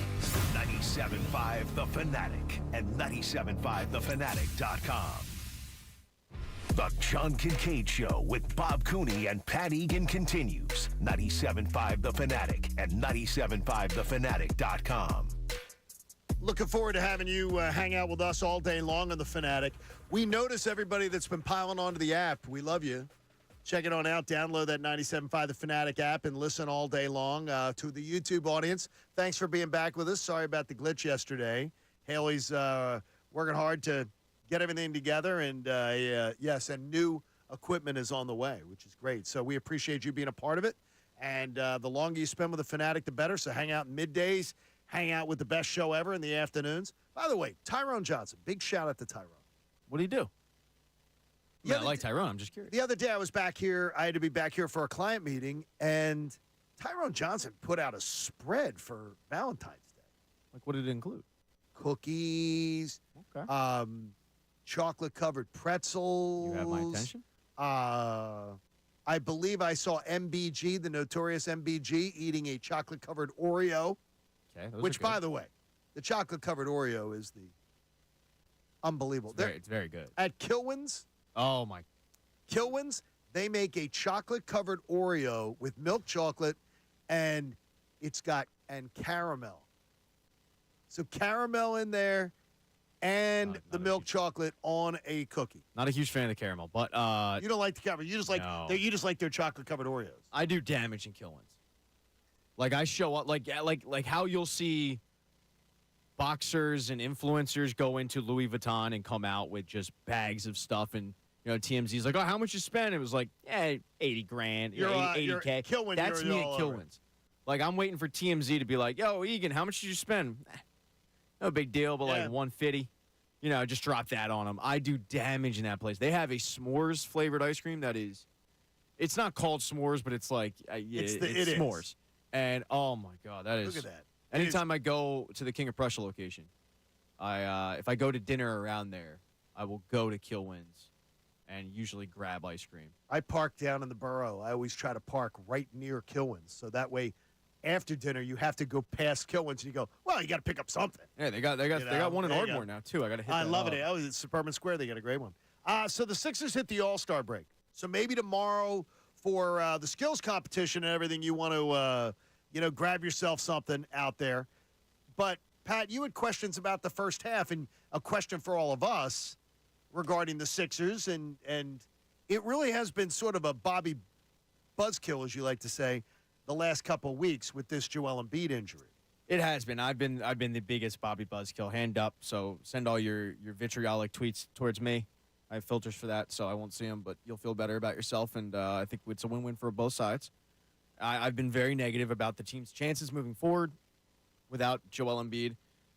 I can't help how I feel. I really hope I'm wrong, and the good news for all Sixers fans out there is usually I am. You've been wrong a lot, right? But I do want to bring some positivity to the table because it's Friday. We're all feeling good, right? Sure, Nobody wants absolutely. to feel bad, and we did reach the All-Star break. There's not a ton to talk about regarding the Sixers. Not a good sample size in terms of what they got at the deadline that we can point to and go, this is great, this is not. So, let me ask you, what was the most surprising thing in the first half for you? And it doesn't have to be positive, but I think we'll all probably skew that way. To me, I was excited for Nick Nurse to come here, but I was still skeptical as to how much more juice he could get out. How much was the squeeze going to be worth it? And I find myself so much more, I got to get to the television and watch every single minute of a Nick Nurse game in the regular season more than Doc Rivers. I am intrigued by what he does. I love reading. I read his book. Joe Bell got me a copy of his book. I read I read anything I can about him, trying to figure out what makes him tick. I'm shocked because I was like, okay, new coach, sort of same faces. What's it going to mean? It's meant a lot. And I think I was wrong on that because I was like, how much better can Nick Nurse make the team? And I'm not sure that he can wins losses that much different, but the product to me is so much better. Brennan, what about you? For me, it has to be Tyrese Maxey. I mean, he just stays on the linear course of getting better each season. He goes from 8 points average per game his first rookie year, 17 his second year, 20 his third year, and now he's up to 25. And the assists are the same thing. It goes from 2 to 4, down to 3 last year. Now it's up to 6. Like, the guy just keeps improving and improving, and now he's an all-star to show for it. And he can be that second star next to Embiid that we all wanted for a long time. So it has to be Maxey in my eyes. I lean towards John. I wasn't a huge fan of Nick Nurse. Just, I found him annoying. You know, we talked about that when he was the coach of the Raptors. So it needed a lot for me to come around. And I recognize he was a good coach, but just like I don't know, something rubbed me the wrong way about him. You didn't want I wanted the Nick Nurse gear. The double N, his logo gear. I did not. And Pat was like, don't buy me anything. And by the way, and I'm still to this day, I'm like, I don't need an NN hat. But I was Peter from Forgetting Sarah Marshall, and Nick Nurse to me was like Aldous Snow. Like, I didn't want to like him, and then he forced me to like him. And his ability this season to turn any game into something that I can take something away from, I think has been the biggest surprise for me, because I wasn't dialed into a lot of Toronto Raptors basketball. All right, I just wasn't really having NBA League Pass, and like, man, I gotta really see what's going on with the Raptors this game against Charlotte. Exactly, on Tuesday. right, exactly. And it's a fair point because Nick Nurse probably helped Tyrese Maxey, my guy, get to that level. Yeah, probably by giving him some freedom. I mean, we forget that Tyrese Maxey's running point, and he wasn't used to running point, but he had to out of necessity. So, but his ability to in the last couple games, I mean, the last handful have been a prime example. Joel Embiid's out. You don't have him. What are you going to do? All right, well, now I'm seeing guys get run that like Ricky Council IV that we talked about yesterday, that normally aren't going to get run. You're able to see them. You're able to see Paul Reed as a starter. You're able to see KJ Martin as a starter. Is it resulting in wins every game? No.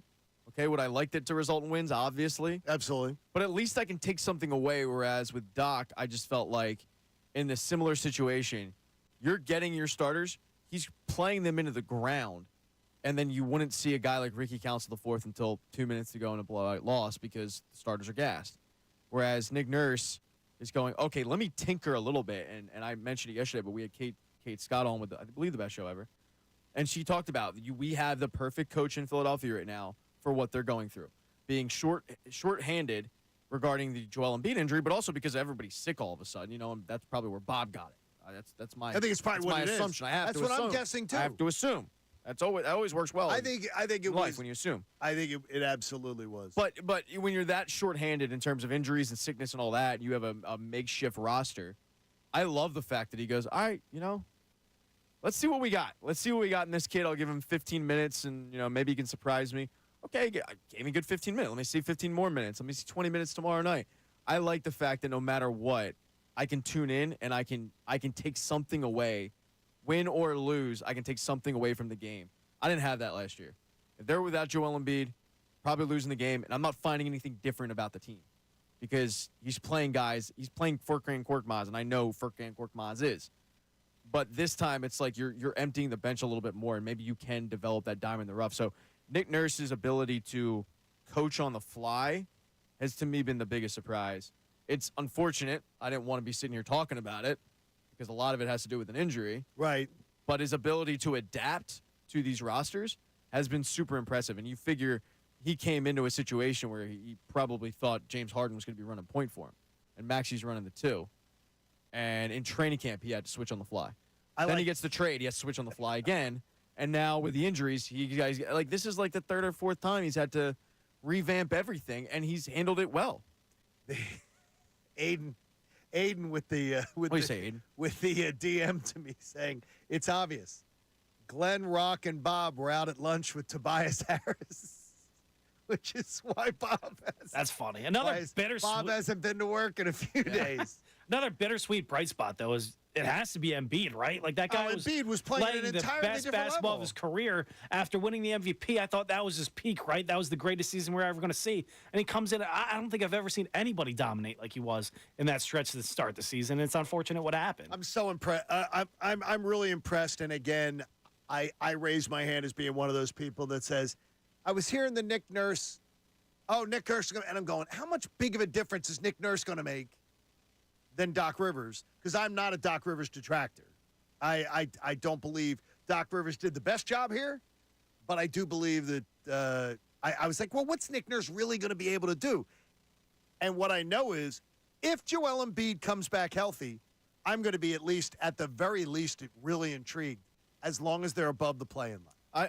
I didn't dislike, and we talked about this a little bit, I didn't dislike Doc Rivers. No, you did not. Some Sixers fans are just like, he's like, terrible. He's the worst. You know, I mean, they're treating him like he's Joe Girardi. I'm like, ain't that bad. But I don't think so. Yeah, well, okay, so go ahead.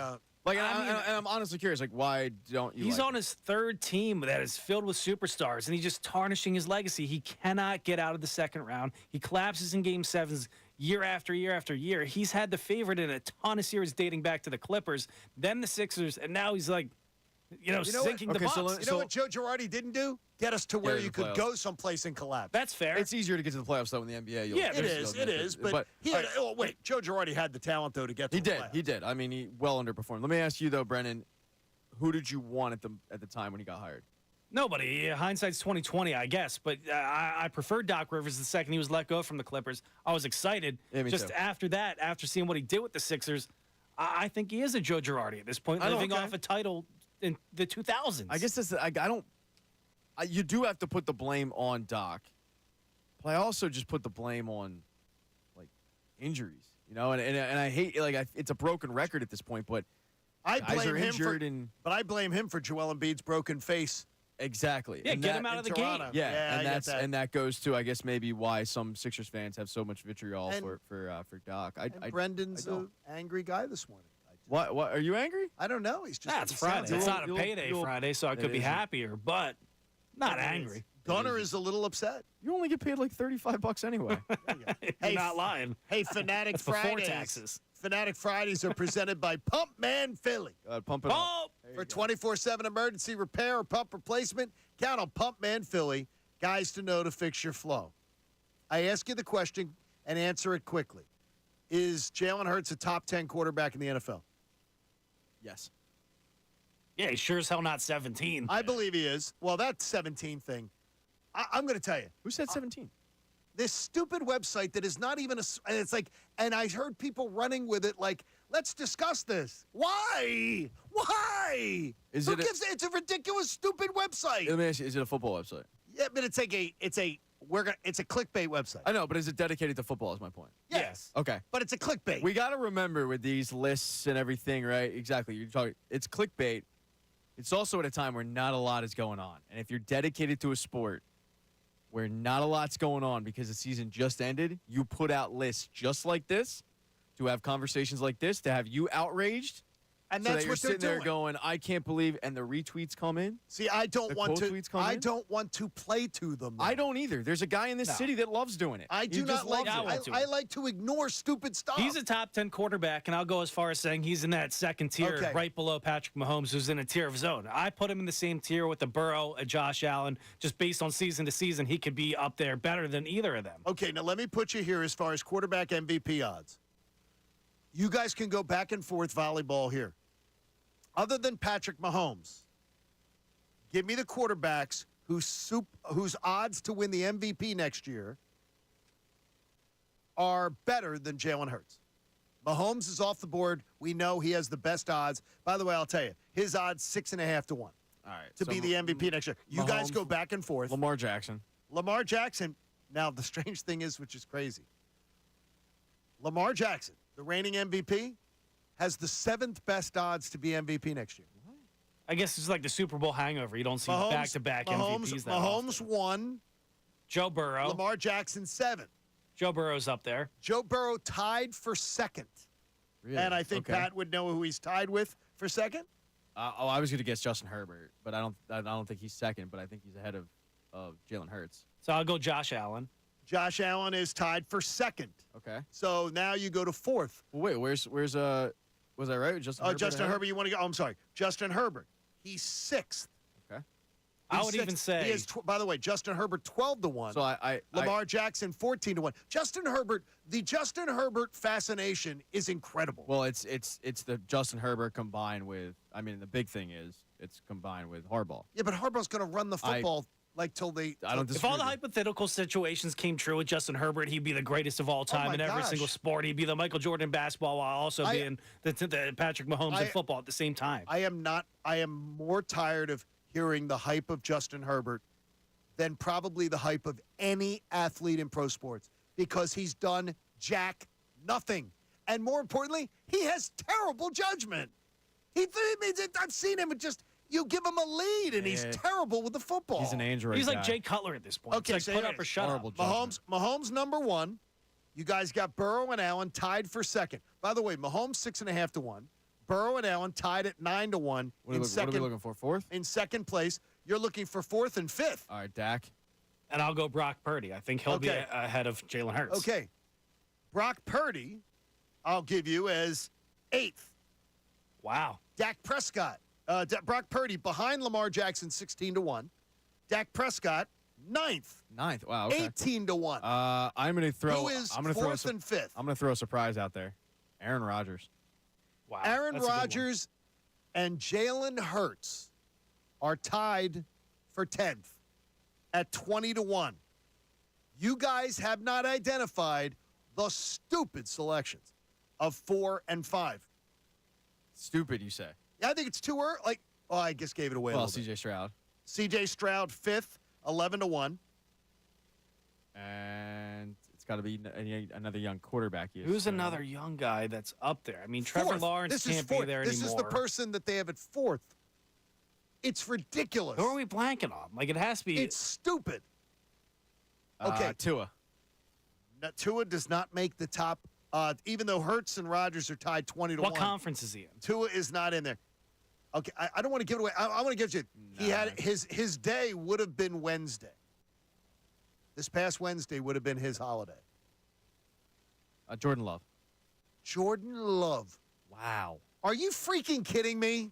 Based on what? 3 weeks of beating bad teams to sneak into the playoffs, and then you go and you win a playoff game at Dallas. So you put him fourth in the MVP odds? Yeah, people forget they lost to Carolina heading into the postseason. Oh, my gosh. I wonder how much of that, honestly, is one, and you talk about this a lot, Vegas is looking to get money. Yes, and they know that people Green Bay are, Packers fans will just, that's a they're going to that's a big lure fan him in base. on that one. The other thing is, that's an organization that just knows, it's like the Eagles with left tackles. You know how to identify it.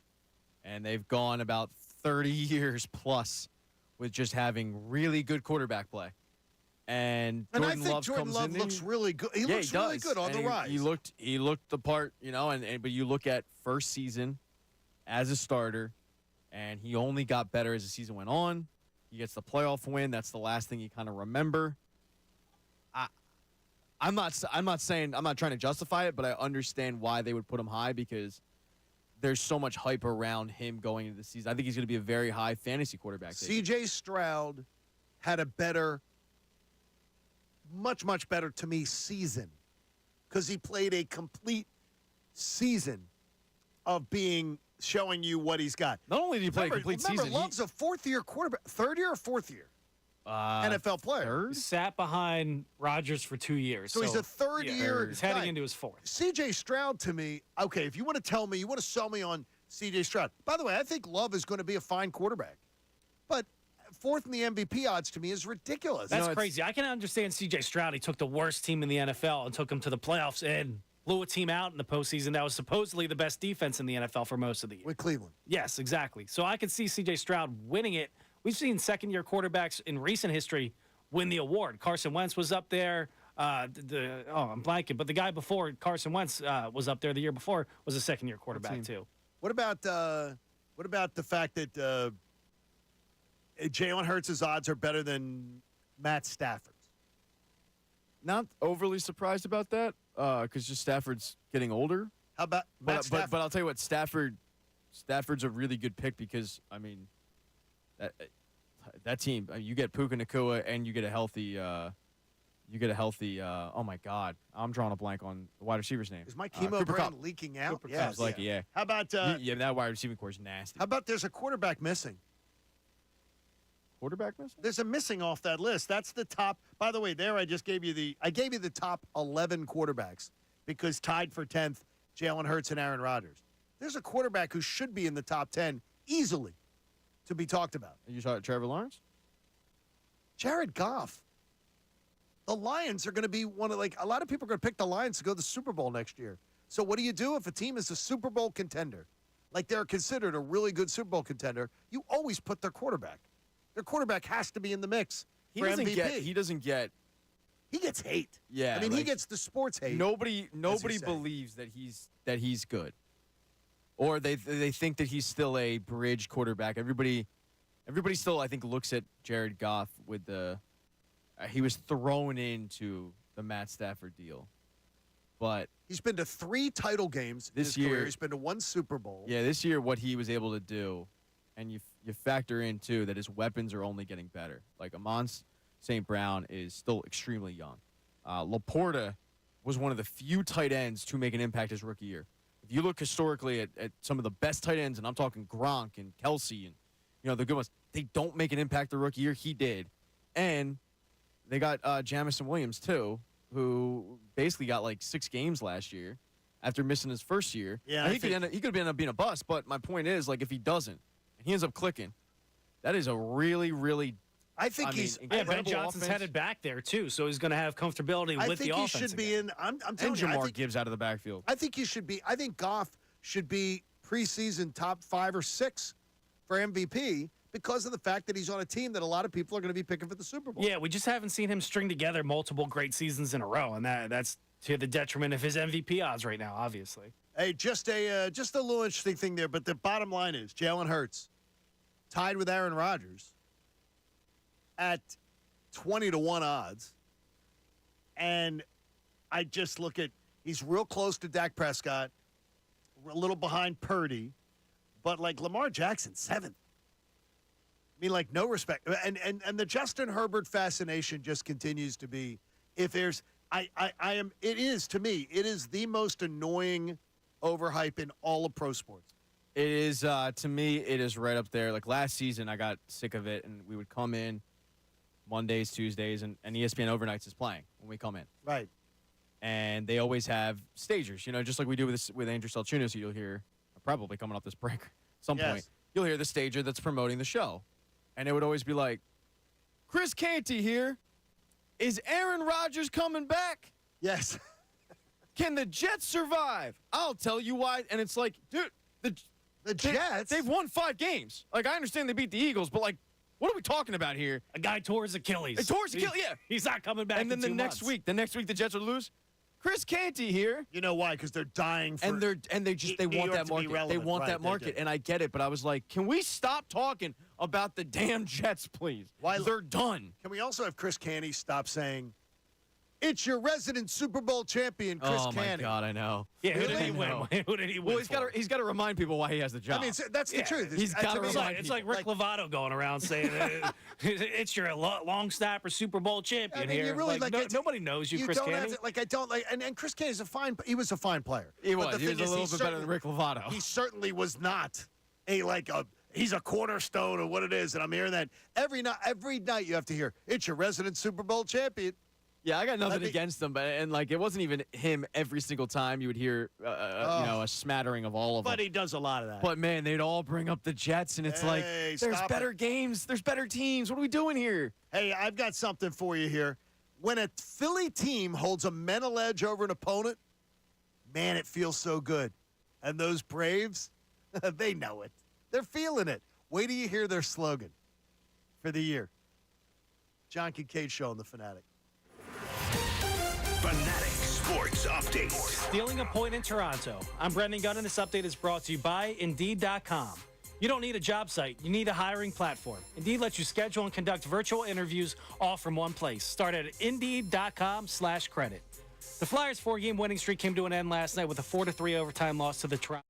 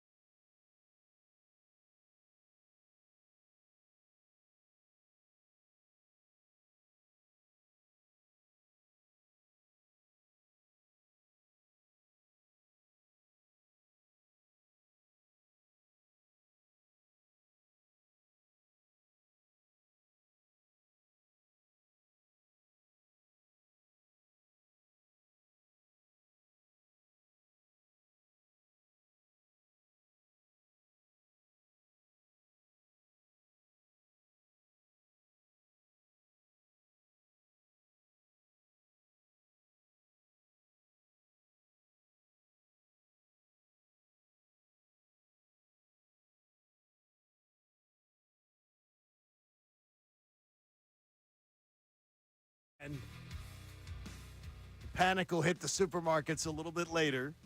It's going to be a stormy Friday night into Saturday, so make sure you're huddled down with the Fanatic. Make sure you got us on. You're hanging out with us. People are a little going to be knocking each other over to get on in and get that stuff. Said you're shaking. I'm getting your like head. PTSD from it, from working in a grocery store during Oh the snow yes, I season. can only imagine. You know, and you get the people that would just act like they were hunkering down for the apocalypse and act like, oh no, I randomly shop like this at 11:30 at night on a Tuesday. Like Yeah, the I'm people sure. buying toilet paper during COVID. Yeah, it's like, dude, come Yes. on. I don't blame them on that because I don't want to have the alternative. You know, Yes. we've all been stuck in a stall at one point without some TP, and you got to do the waddle over to the next one, and that's uncomfortable. I'm going to ask you to predict, what is the Braves slogan for 2024?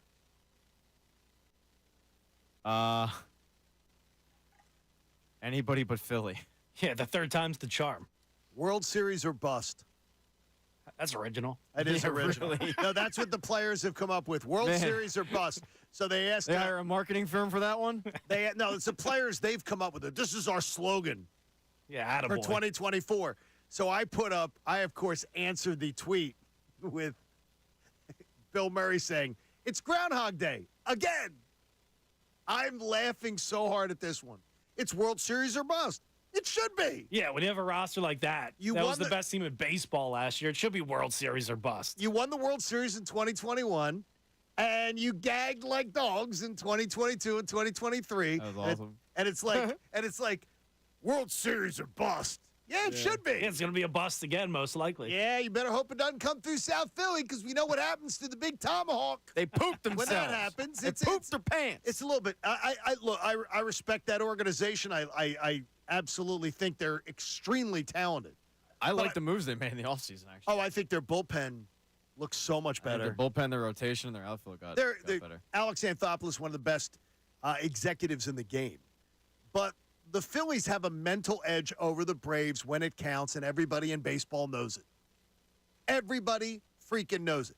Now, can you count on it every single time that you can finish 10 games out in your division, just make the playoffs, and then when you play the Braves, you're going to beat them again? I know this.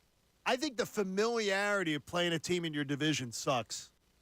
When you beat them by like 10, 12 games, and then you got to beat them in a best of 5. Yeah, it's much easier to do it in a best of 5. Yeah. And much easier. I'll tell you, last season, and we talked about it when the series was going on, I was worried about last season going into the series versus the Braves because I thought, all right, this team knows what to expect at this point. They're not going to fall They're for not. it again. They're not going to get shell-shocked by coming into CBP. And then they got shell-shocked by coming into CVP. Like, it happened again. Well, it's like the hangover. Like, when they wake up and they go, oh, my God, it happened again? Like, that's what happened to the Braves. It was awesome. Well, the weird Unlike thing the was, hangover, too. Weird thing was, is Strider in that game gave up, I think, 3 solo shots in 7 innings, I believe.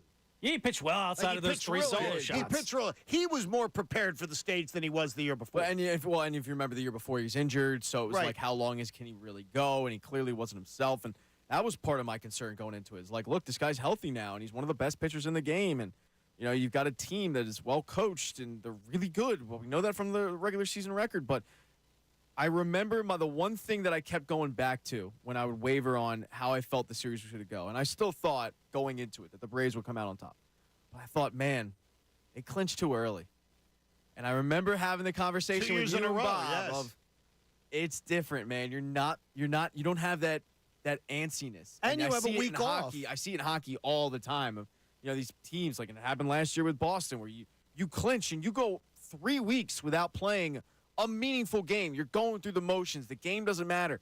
And now you just got to flip a switch. You saw what it did to some of the players with the World Baseball Classic, where they went from playing in these raucous atmospheres, and they talked about the playoff nature of it, and now they go to a random Tuesday against the Padres, and the stadium is half full, and it's like it's a different, it's a mindset thing, and for the Braves, I really do believe that they were cooked by the time off, the time off, and they tried to circumvent it by having these simulated games, and they invited fans. Like, come on, you can invite as many fans as you want. You're not simulating Citizens Bank Park. Citizens Bank Park, where guys are eating glass in the parking lot at 10 a.m.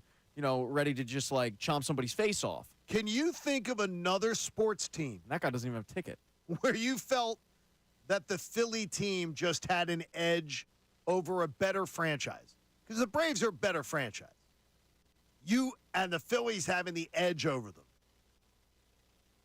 Can you think of it? The only one I could think of that I came up with is the Giants were winning Super Bowls and the Eagles still seem to have the Giants number.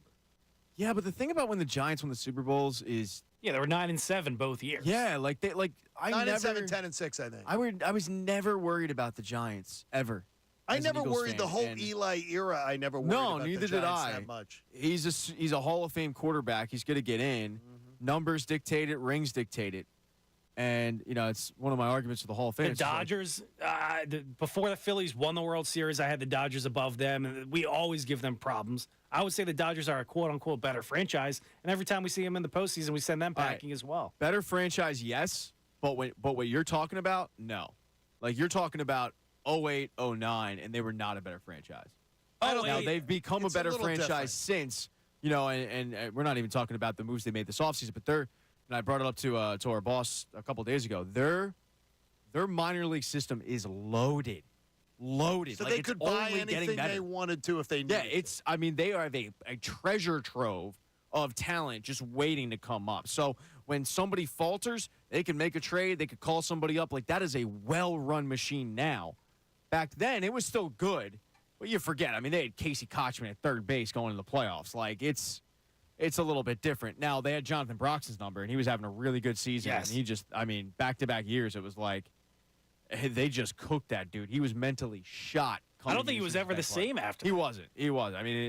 Matt Stairs ruined that dude's career, and then Jimmy Rollins Jimmy Rollins, the walk-off, was one of my favorite. That might be one of my favorite moments in Philly. It is one of my top 2 or 3 favorite moments in Philly's history. Yeah, and what's I think a lot of times forgotten about that is just the magnitude of that situation, because that made the series 3-1 in the favor of the Phils as opposed to 2-2 Dodgers. And then I was lucky enough to be at the next game to watch them clinch, which the Dodgers at that point kind of knew they were cooked because they were throwing out Vicente Padilla.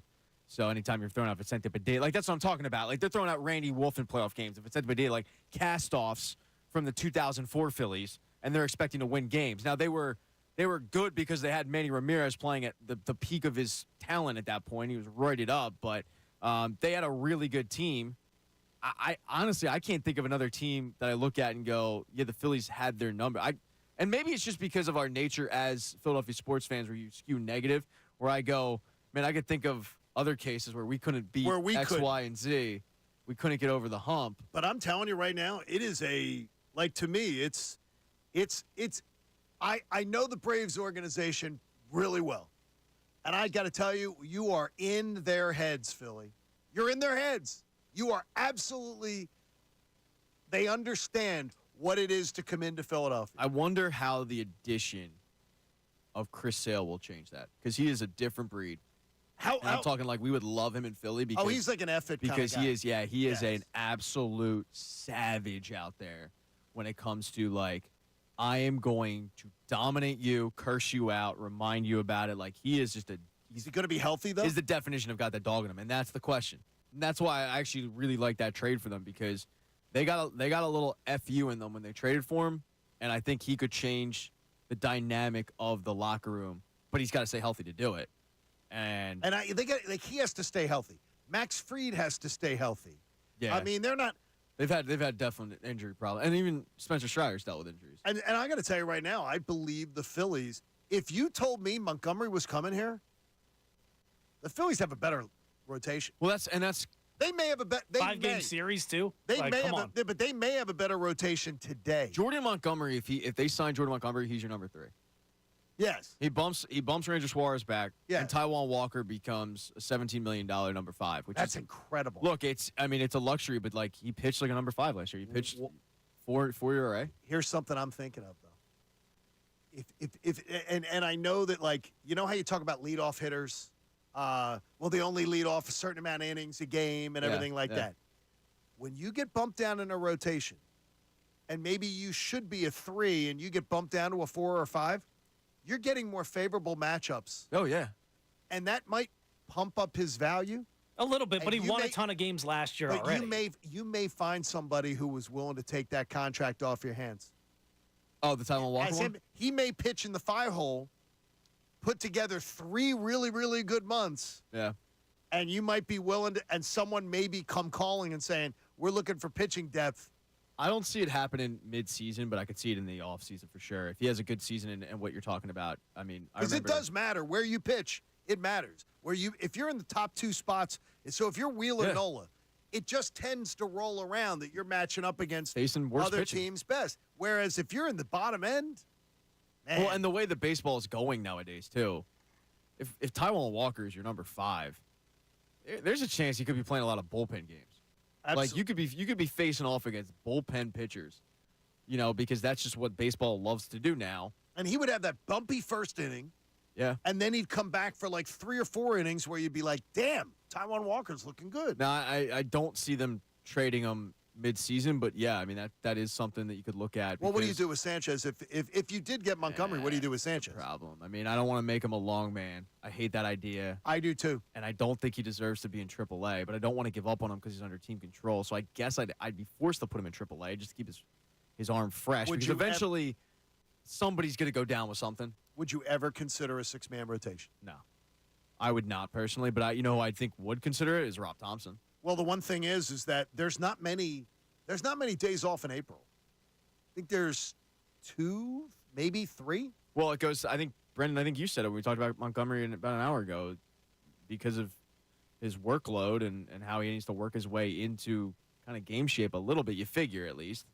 Maybe you do a 6-man rotation for a bit. To start the year a little bit, get him worked up a little bit so he's not tossing his arm out. If you're worried about Nolan and Wheeler being at their best in September, if you got a Montgomery in here, I would think about a 6-man. I really would think about a 6-man rotation. What happened with Wheeler to end the last regular season? He had the dead arm for a little bit where they were debating putting him on the IR and all that. And the other thing is, like, can you count on Mick Abel to come up and give you quality starts? And I'm not sold on that yet. I mean, he's got good stuff, but he just got to AAA this past year.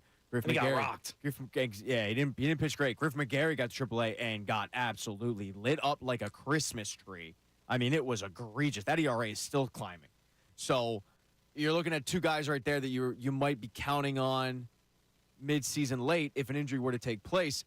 If you don't sign Montgomery to slip in, now you can't really do that. So you're probably looking at a bullpen situation. But if you sign Montgomery, probably not, because you have Christopher Sanchez waiting in the wings. After the opening series with the Braves, just looking ahead, you in the month of April, you have 2 series with the Reds, so you knock out your series with the Reds. You have them at home, you have them on the road coming up. You play at the Nats, you play the last place Cardinals. Then you have a homestand where you get the Pirates and the Rockies and the White Sox. Pirates, Rockies, White Sox is your easiest homestand, even though Pirates are going to be scrappy. It's the easiest homestand of the year. Yeah, there's no excuses for a slow start this year. It should be no slow start. You have one, then at the back end of the month, you have the Padres on the road for a weekend series, then you play the Angels. Look, I mean, you should get off should be off to a really good start this year. You just named a bunch of bad franchises. And you need to pad it, taking advantage of it. Yeah. Those bad teams. You just named a bunch of franchises that you can just go like, not it. Colin Newby bringing up our own Colin. I've heard of him. Bringing up the Flyers owned the Penguins in 2012, and for a few years afterwards, despite Sidney Crosby and Malkin. That's a good point. Yeah, that's a good one. That's a really good one. And they had Marc-Andre Fleury, obviously, and there's nothing I like more than watching Marc-Andre Fleury skate to the sideboards after giving up a goal. By the way, he is available. Marc-Andre Fleury? That he will be available to trade deadline. It is. I don't know if he has a no trade clause, and he might. And, he could. You got to keep in mind, this is a guy that refused to go to Washington.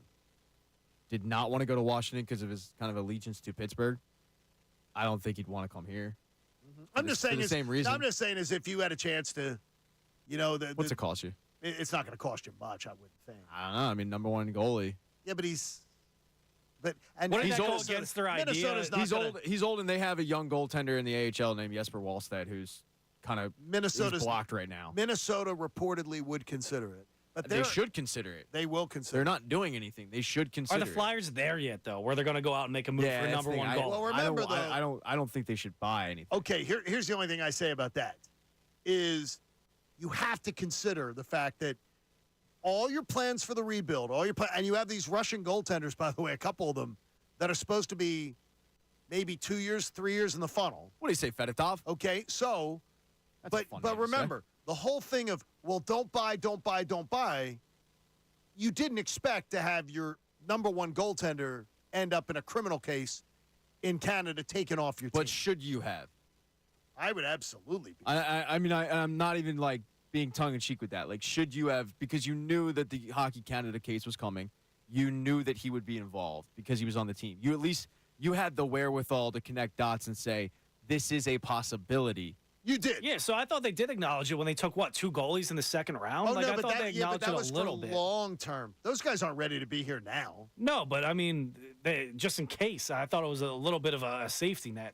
Yeah, I could absolutely see Marc-Andre Fleury getting traded because, as I talked about, I think Minnesota wants to get Jesper Wallstedt up, but I don't think it's going to be the Flyers. I think it's going to be some other team that might be desperate. Like I could see a Toronto making a rash decision because it's Toronto, because of that And market. they want to, they got to succeed. And I don't know if they still do this, but I know for years, if you wanted Maple Leafs tickets, you had to get Raptor season tickets. Like they were hand in hand. That's absurd. And the price to go to a Maple Leafs game is like that of an Eagles game. Like they have priced people out. So to justify their high price tag, I could see them making a rash decision to get a number one goalie in here because Samsonov has not performed well.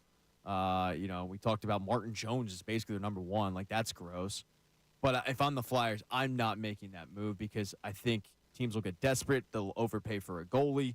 And then you're looking at, first, second round pick. That's too much for me. So it's just something to watch. Something to watch. It's interesting though, the idea of I love hearing the Braves World Series or bust. Yeah, it's cute. Because it means that the last 2 years disappointments in the divisional round are just rattling around their heads. And they're thinking about it and they're obsessing on it. They're concerned about it. And they know that ring up your 102 wins. Mm-hmm. It don't matter. No. If you have to roll into South Philly in a playoff series, you know that you're going to poop your pants. I mean, I think they outscored them something along the lines of like 40-12 in the 4 playoff games the last 2 years, the 4 divisional series games played here in Philly. They literally just kicked their backsides. The Braves just eyes as big as saucers, squeezing, sawdust out of the bats. And I love the fact that World Series are bust. Do you know what happened after Hangover 2? Hangover Part 2, you know what happened after that? Hangover Part 3. Yeah. Both sucked, but you know what? It happened. It's my point. And the one thing you can't count on it happening every single year. You can't, and that's the thing. Like, and the Phillies can't get hungover if they stay drunk. Shout out to Bob. That's good. There you put a Cooneyism there in it. Great job. Which is great. I just can't, to me, you can't count on it, but I'd love nothing better to see it, and I would expect it. I would expect if the Phillies have a really good year, 93, 94 wins, it won't matter if they have that, and the Braves win the division, and they met up in the divisional series, I would think. The only thing I would feel different, 7-game series, I always think 7-game series always swings to the better team. But we don't know who the better team is at this point. Are you of the belief, if I said to you, Pat, 4th of July, are we in a divisional race? Yeah, I think we are. But I mean, okay. Let me put the disclaimer on it. You're within 4 games of the division lead. Yeah, absolutely. Oh wow, that's now what what I find interesting is I'm looking at the World Series odds right now. Braves are second, plus 450. To the Dodgers. Yeah, the Dodgers plus 350. Okay. The Eagles are the Eagles. Eagles. The Phillies.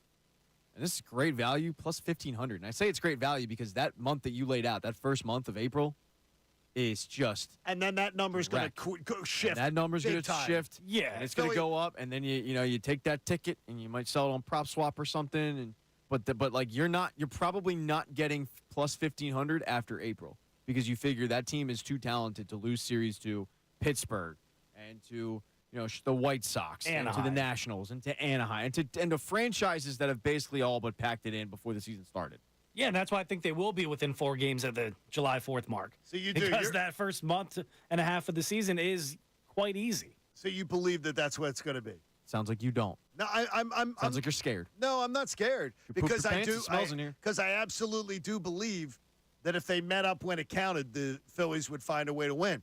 7-game series, though, I'd be less likely to believe I'm it. on Pat's side with that. We don't know who the better team is. We the regular don't. season is one thing, but we've seen the Phillies have been by far the best team in the playoffs compared to the Braves. And baseball, too, is so weird that, I think back to last season, and the Mets were hyped up. And it was like, they got the Cy Young Award and Justin Verlander, and look at the rotation and the players and blah, blah, blah, and they have the money. I picked them for third. And then they sucked. So you just never know. I sang the praises of Chris Sale and how he has that dog in him. But there's a chance he goes into that locker room and he rubs everybody the wrong way. And then all of a sudden, as we talked about, John, the locker room dynamic is toxic and it's gross. And they have a bad year and they lose one series and series turns into 2 and 3 and it starts to spiral. And next thing you know, you got Nick Sirianni on the dais addressing the media in a Braves hat. It's just you just don't know. It's the one weird sport where there's gonna be that team that comes out of nowhere and has that one fluke year, and then there's gonna be that team that everybody points at and goes, they're a favorite, and they just drop off the cliff. Grab those odds. Grab those odds when you can. I'm doing it now. Coming up, I can't believe this fan base would have anybody in it that considered this a good idea. John Kincade Show on The Fanatic. Fanatic Sports Update. An overtime loss. I'm Brendan Gunn, and this update is brought to you by PJ Willihan's Dine and Donate Nights. Host a Dine and Donate at your local PJ's and earn 15% back for your organization. Go to pjspub.com for details. The Flyers' 4-game winning streak came to an end last night with a 4-3 overtime loss to the Toronto Maple Leafs. The team battled back from a 3-1 deficit, scoring 2 goals in the final 6 minutes to force an overtime. Unfortunately, the Maple Leafs scored with 54 seconds into the overtime and ended the game. The Flyers are going to be back in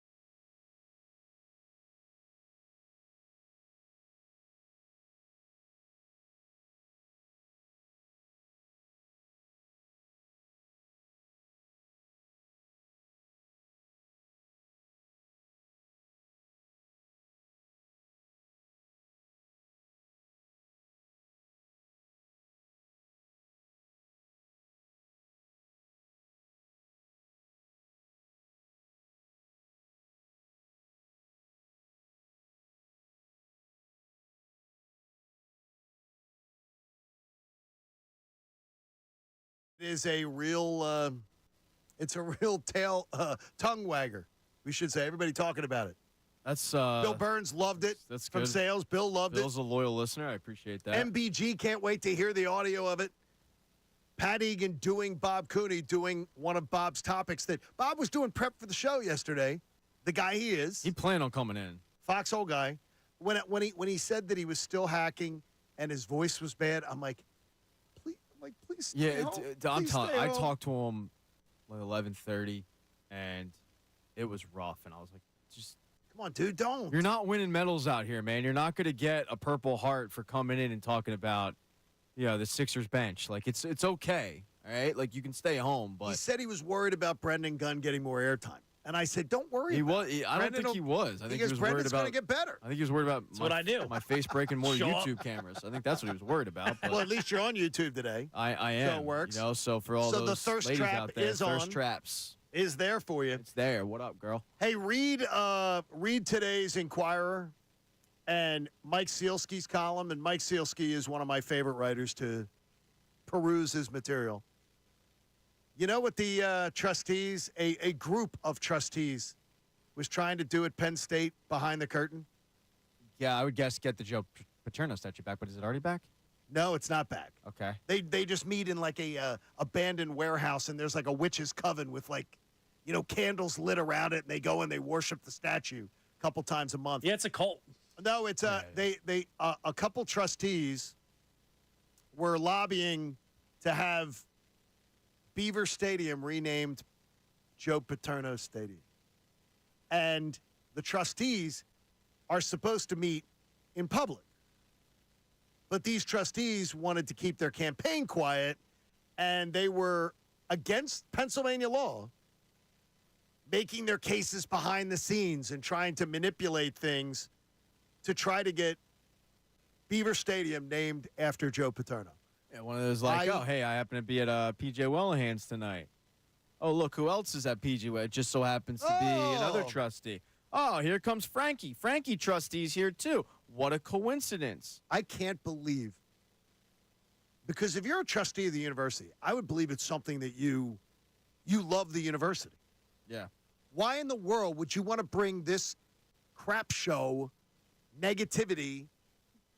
I mean, this people are finally starting to forget about they it. They don't look at it as negative. That's the thing. Like they subscribe to the mentality that Joe Pod didn't know anything and Joe Pod did what he was supposed to do. Let's just say I don't. All right, I'm right there with you. Let's just say I don't think he man, knew. the most powerful man on the campus. Like it's one of those things with. But he built a library. Well, like Jay Wright. Jay Wright on Villanova's campus. Jay Wright wasn't the president. Jay Wright wasn't on the board of trustees. But Jay Wright was the most important man on Villanova's campus. Yeah. And Jay Wright was God, and I hate to say it as a Temple guy, Jay Wright was a freaking pillar of the community. Jay Wright represented the university, did everything. He's Batman. Yeah, that statue's probably getting built.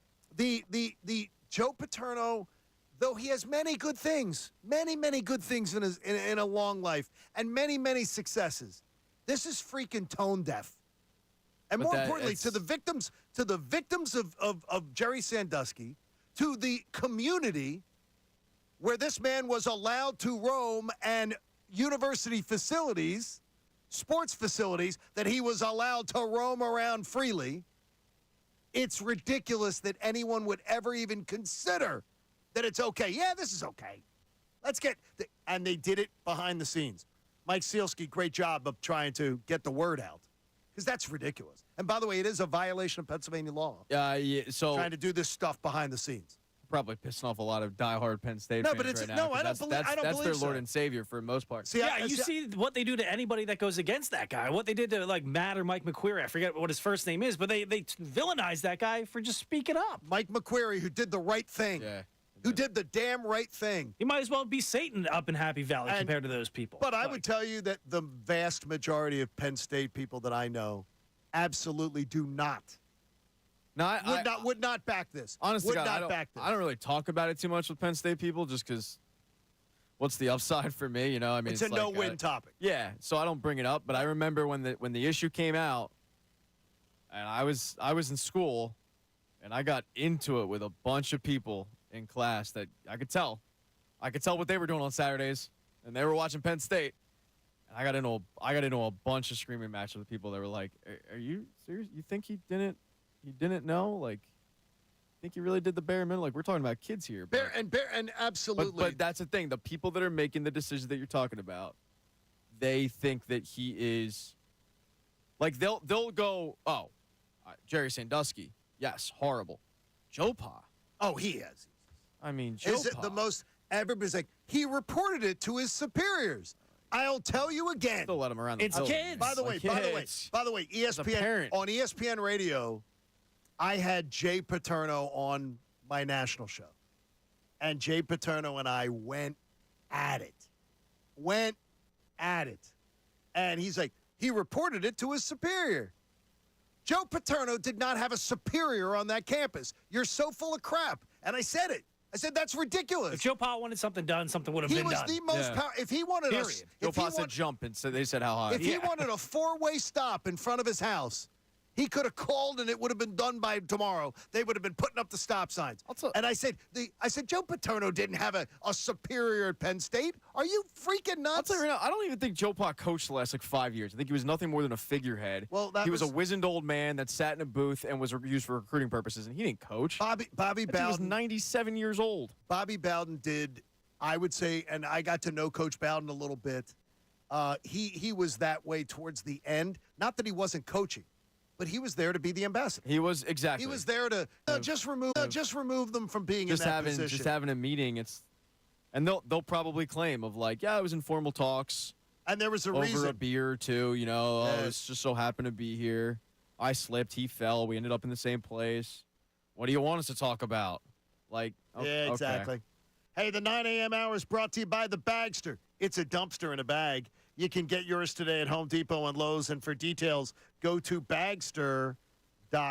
So make sure that you've got that handled for yourself. So there, as we head into the weekend, NBA All-Star Weekend, we talked about it a little bit earlier on. I'm not that interested. I'm interested in the next, what's coming in the second half of the season. But Pat, you've been talking about fear. You have a fear on your mind. What's your big fear right now? What do you mean? Philly sports.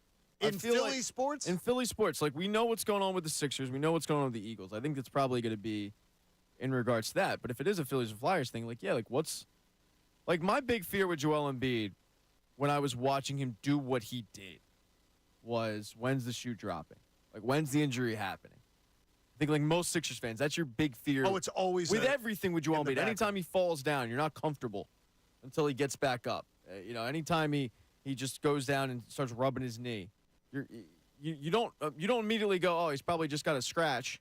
You're probably sitting there going, there's something wonky with it. What's good? That's your fears as a Sixers fan, is what can go wrong, and usually that thing that goes wrong is a Joel Embiid injury that we have now. But in Philadelphia sports as a whole, do you have like an underlying fear that when you're driving into work and there's no one around, right? And you're Fast and the Furious? Yeah, it's, you're driving in from Westchester on 76. There's nothing really going on. And your mind starts wandering, and then that like impure thought hits your head in regards to Philly sports. Like, what is it? Because I think we all probably have one or two. Mine is. What's the number one? Mine is on a billboard, and I think it's on a billboard on 76. It pops up. The thought pops up that I can see it in bright lights. I am concerned that this time next year we're talking about a new Eagles head coach. That they kick. What's the billboard say? No, I'm just saying is that, no, I think about it. I think about it. That's how often, it's so weird you bring this up, because it's so often that I think about this, that the kick the can down the road with Nick Sirianni and that next year is a freaking disaster. And that's my biggest fear. I don't think it's going to happen, but in the back of my head, I'm going, don't tell me that they went through all this, bring in 2 new coordinators, do everything, and then it ends up being that Nick Sirianni really needed to go. He was the problem. And they didn't get rid of him. Yeah. Right now, my biggest fear is the Phillies underachieving again and having an early exit in the postseason. Then I start to look at them like the Sixers a little bit. and it's not as fun to watch them. I'm kind of expecting them to win it all, and they're not happening. It's not happening, and the core is getting a little bit older year after year, and they just never win a championship. And a lot of this fear stems from the past decade of atrocious baseball. When I grew up with the golden era of Phillies baseball, whereas going to the stadium like a couple times a summer was awesome, was packed every night watching on TV. Then it was a decade of dread, and then we get it back, and it's going to be short-lived, and I'm going to start not enjoying the games anymore. Wash your mouth out with soap on that one, though, because the Phillies have went further the last 2 years than the Sixers have been in 23 years. That's fair. But yeah, but it's I think what you're saying is I the get fear it, of though. getting over the hump. Exactly. Not And they never do it. That's a different hump, though, than the second round. It is, but ultimately it's the same result. But You're if they're not not winning a championship. Yeah, if they're not reaching the expectations I set for them to start it out, whether the Sixers, my expectations are quote unquote getting out of the second round and the Phillies is winning it all, if they're not meeting them, I'm going to start watching it with a little bit of, angst. Yeah, opposed to me watching with fun right now. Me and you aren't far off in age. I'm a little bit older, but our memory of the best Phillies tenure progressively got worse. 08, they win the World Series. 09, they lose in the World Series. 2010, they lose in the NLCS. NLDS, yeah. And then it was 10 years of Drek. So that fear of it's happening again where, yeah, all right, they're really good, but ultimately they're not having a parade. It's like at that point, what are you doing? I mean, I don't want to be sitting there wasting prime years of Bryce Harper. And this team, how it's constructed right now, is different than the team we grew up with a little bit because they spent the money to go out there and win. If they don't win, then it was all for naught. Like I talk about wasting the years of Bryce Harper, but that wouldn't be on the franchise because they have spent. They have invested in players and went out there and tried to win. It would be on the players at that point that they're not producing. And that's a really good fear because, man, summertime, when the Phillies are bad. Oh, it stinks. It's awful. It sucks. Like, this team will not I be still bad. watch every night, but it's like it's not the same. It's miserable. No, I'll tell you right now, full transparency, I don't think anybody enjoys coming in here and doing this job talking about OTAs because the Phillies aren't a viable product that you can actually discuss other than, hey, trade deadline's coming up. And that's the equivalent of the Sixers during the process going, hey, the lottery's coming up. Like, that's what you look forward to, and that sucks. Mine, though, is Eagles related. That Jalen Hurts' last year was a fluke.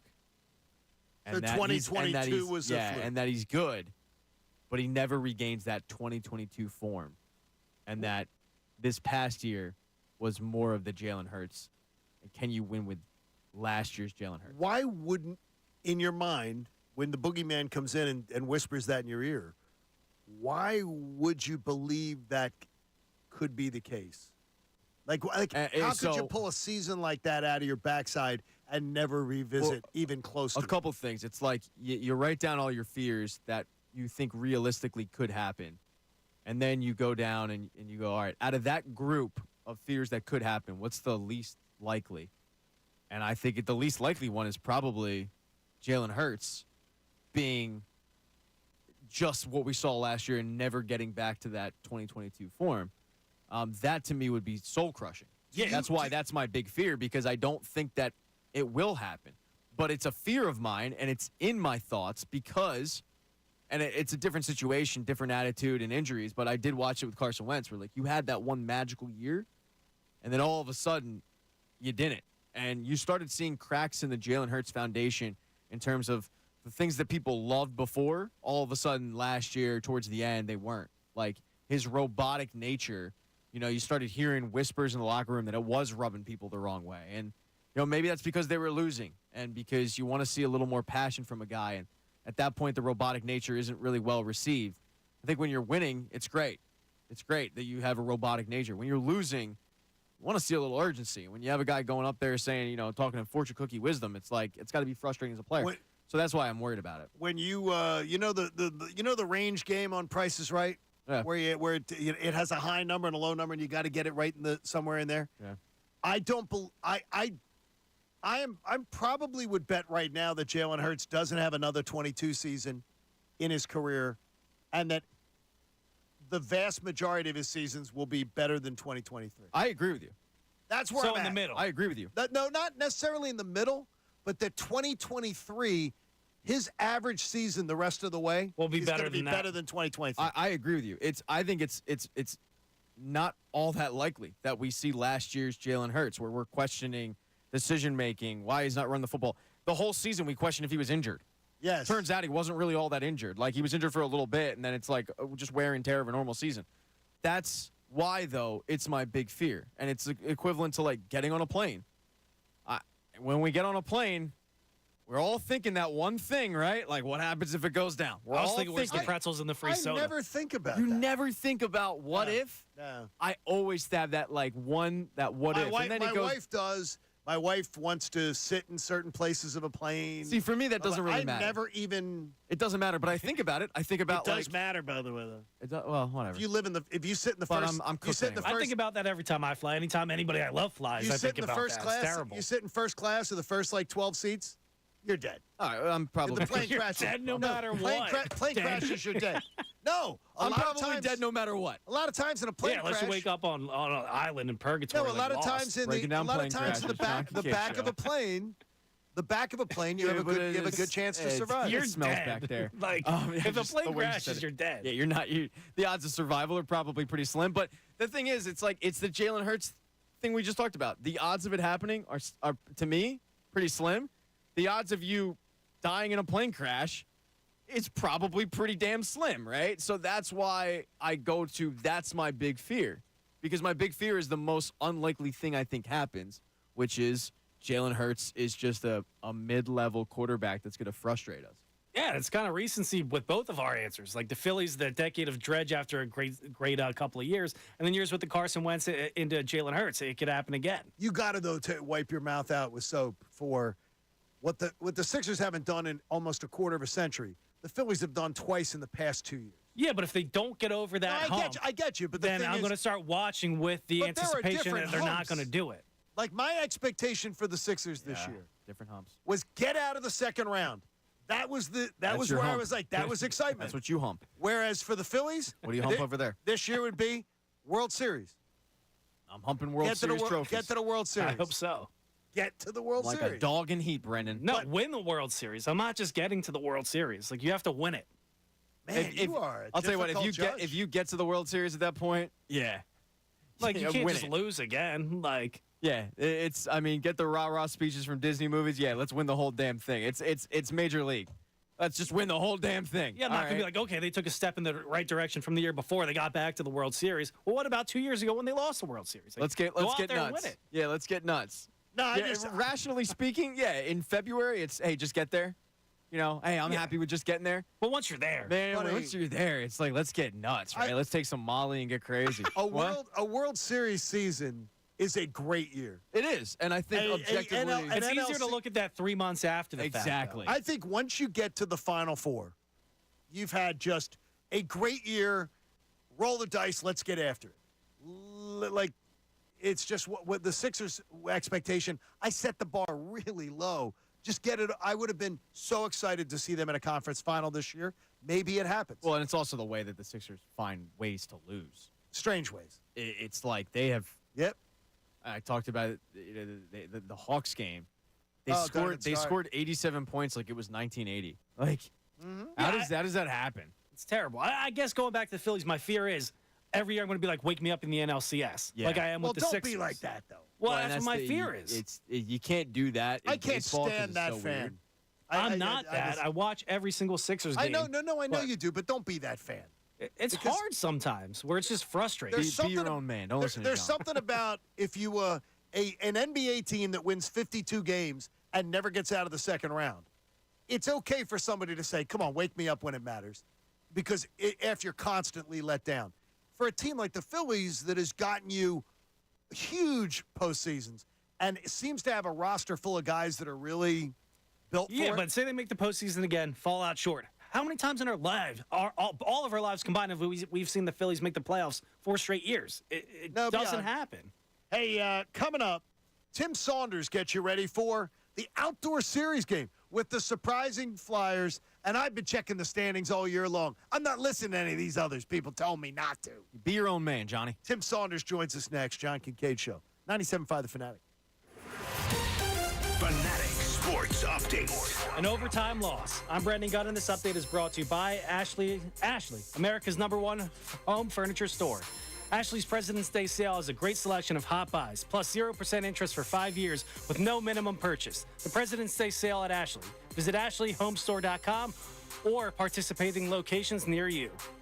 The Flyers' 4-game winning streak came to an end last night with a 4-3 overtime loss to the Toronto Maple Leafs. The team battled back from a 3-1 deficit before ultimately falling in overtime. The Flyers are going to be back in action tomorrow night against the New Jersey Devils. That game's going to be in the Stadium Series taking place at MetLife Stadium. 97.5 The Fanatic will have the call for the game, playing in his first career All-Star game. You can hear that NBA All-Star game right here on 97.5 The Fanatic on Sunday. This update was also brought to you by PJ Wheelahan's Private Parties. Looking for the perfect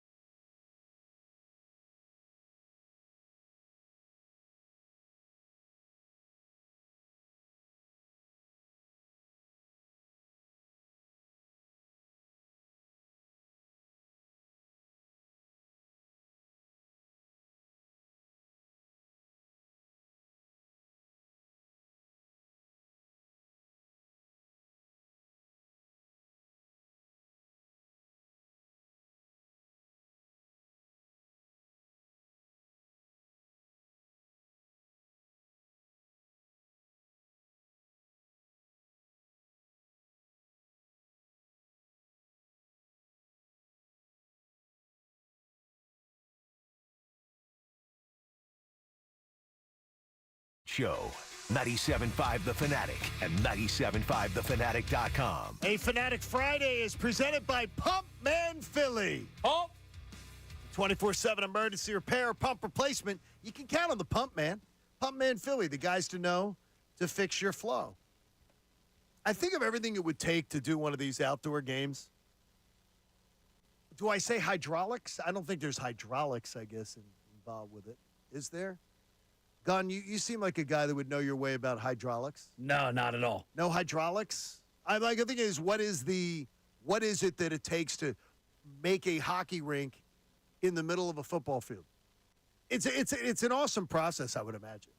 I would love to be smart enough to understand it. Yeah, at least it's on the Northeast this time. Like, remember they did it at like Lake Tahoe and it was melting a And little they had bit. to delay That the was game. a huge issue. Hopefully Yeah. tomorrow there's no issues and it's just gonna be a great time. And Sunday. Well, let's hope it's. I don't give a damn about Sunday. Let it be 70 degrees and let them melt. But for tomorrow night, we've got all the action with the Flyers and the Devils. You're going to hear it right here on 97.5 The Fanatic. Tim Saunders always brings you the color and pageantry of Flyer hockey here on the station. And Timmy, you ready for the Stadium Series game? I am. I've done a few of these now, but they're always kind of a unique thing, and we look forward to them. We're going to be on the ice today. They're going to practice today at 2 o'clock, weather permitting. Sunshine is the weather permitting part of that, because sunshine's the real enemy of these things, as we found out in Tahoe a few years ago. But it's going to be a great setting, and we're looking forward to it. And it's going to be a good game because it's an important game against the division rival. Tim, where do they set you guys up? And I'm sorry I'm ignorant to this. Where do they set you up for the broadcast? And is it a incredibly unique sort of viewpoint compared to where you usually broadcast from? Yeah, that's actually a good question. In the first couple of years we were doing this, they always put us in a booth, a normal broadcast booth at Fenway Park, behind home plate, so it wasn't terribly far away. The challenge is in football stadiums, you're really far away. At Citizens Bank Park, baseball stadium, we were in a booth. But the last couple of years, they put us ice level right on the glass, just inside your own blue line. That presented its own problems in Tahoe that I can talk a little bit about. But tomorrow we're going to be up in a booth, and you almost have to. It's kind of like doing a game in the pandemic. We'll rely on what we can see, but how well we're going to be able to see, we won't really know until we get to the booth tomorrow. So a lot of the game you have to call off a monitor. The challenge in Tahoe, and what a nightmare it was for a broadcaster, because we were right on the glass. You know that once it gets past center ice to my right, the other end of the ice, I have to call it off of a monitor. So I've got a monitor with a live feed set up next to me in the booth. As I'm looking at our end, I'm fine because I'm right, inside the blue line, except that in Tahoe in the first period, the sun was behind our net. Oh, so now I'm looking straight into the sun. I can't see anything. As I look to my right, when play goes that way, I can't see my monitor because the sun's on my monitor. I faked it for a whole first period. It was unbelievable. It's like my ex-wife, Timmy. Just faking it. Looking at this game, it's very popular. It's a kitschy nature. It's different, the outdoor games, but it does pose problems, as you talked about, with the sun and weather permitting and all that. And also the ice is never good ice. So do you get the sense, talking to the players, that they still enjoy playing the outdoor game, or is it something that they kind of look at as a burden, especially with a game being this magnitude, being so important with the points and the playoff matchups? No, I don't think anybody looks at it that way unless the ice is really bad. And really bad means slushy, slow, and the sun is, again, the enemy, and that's what creates that. The game at the link, weather wasn't great. It was cold and rainy, as you remember. But even the rain isn't as big a problem as the ice melting under a hot sun. I don't think that's going to be a problem. So I think the temperatures tomorrow are going to be fine. But the bigger challenge, again, for a broadcaster, and I understand that's, we're the only ones that care about this, is how well can we identify players based on looking at jerseys. And as Pat, you'll remember, I can be a little reactionary, maybe. I disagree with that, Timmy. You're great at it. Not very well measured. You always handle things in stride. So we get to the booth at Heinz Field in Pittsburgh. Now we're in a glass enclosed broadcast booth in a glass enclosed press box For an and outdoor we're a game? mile away.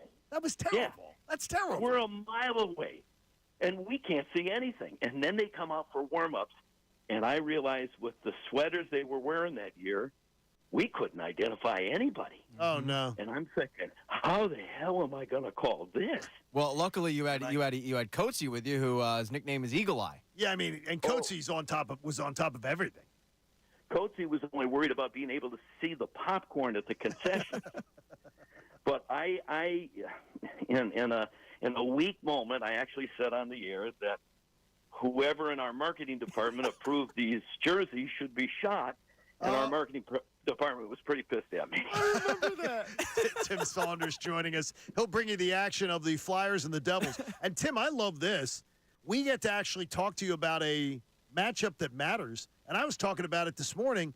You could go 9 points up on the Devils for the third-place playoff spot in the division with 26 games to go. The math starts to work against New Jersey and the Islanders and everybody else. This is a big game tomorrow night. You're 100% right, and I'll throw one more caveat to that because it's even more important if you look at the wild card standing. So the top 3 teams in each division are guaranteed a playoff spot, and then the next 2 best teams in the conference get the 2 wild card spots. It's very possible that the 2 wild card spots are going to come from the other division. Sure. So if you're not third or in the top 3 in the Metro, you're not making the playoffs, probably. So I think that lends even more importance to this game. Devils are not going to be an easy team, an easy pushover, but as the Flyers have proved, especially on the road this year, they play their best hockey against good teams and often on the road. So if they can stick to their identity is create turnovers by defending well, blocking shots, and then they're off to the races in transition. And if they can do that effectively, I think they'll be okay. Flyers play-by-play man Tim Saunders with us. Timmy, I don't think anyone expected them to play this well this season, this quickly, under John Tortorella. Who's the one player that you think has benefited the most from Torts being the coach? That's a good question. Well, that's all I asked him. Torts is famous for tough love, right? And at the time when you're the target of that tough love, he's not your favorite guy in the world. But smart players realize he makes them better. And there are many examples of Torts and that approach making guys better. Most recently, I think of Cam York, the defenseman, and Morgan Frost. Frost is playing his best hockey of his career. He was in Toronto last night, so he went back home a little more than a year before or after last year when he was a healthy scratch. And, that forced Frost to recognize what he's got to do to be an effective player in this league. There's a foundation that you got to buy into. What most people don't understand about Torts is once you buy into that foundation, he wants you making plays, being creative.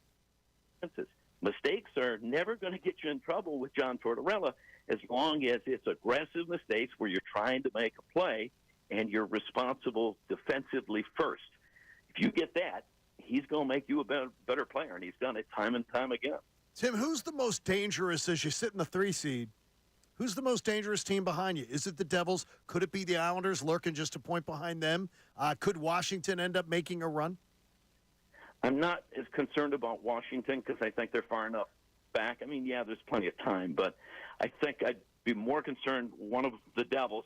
And the unknown is Patrick Waugh's effect on the New York Islanders. The Islanders are not as bad a team as the season they've had so far. After the coaching change, you almost always get a little bit of a bump, and how long that bump continues for the Islanders may dictate just how much of a threat they are. Tim, with the March 8th trade deadline approaching, as we talked about, that no one really expected the team to be overperforming the way they are, but there is a plan in place with Danny Briere and Keith Jones to, stay the course. Do you think that there's a chance that they do end up buying at the deadline because they're in a playoff position? Buying, no. That doesn't mean, though, that they can't add pieces if the right offer or the right deal is made tomorrow, if somebody comes calling for one of the guys on an expiring contract, they're always going to base those decisions on what's going to make us better long term. They're certainly not going to go out and buy a guy on an expiring deal as a rental just to try to make the playoffs. That's what I really like about the new approach of the hierarchy here is they're thinking big picture. It's not just make the playoffs and we'll worry about next year and the year after later.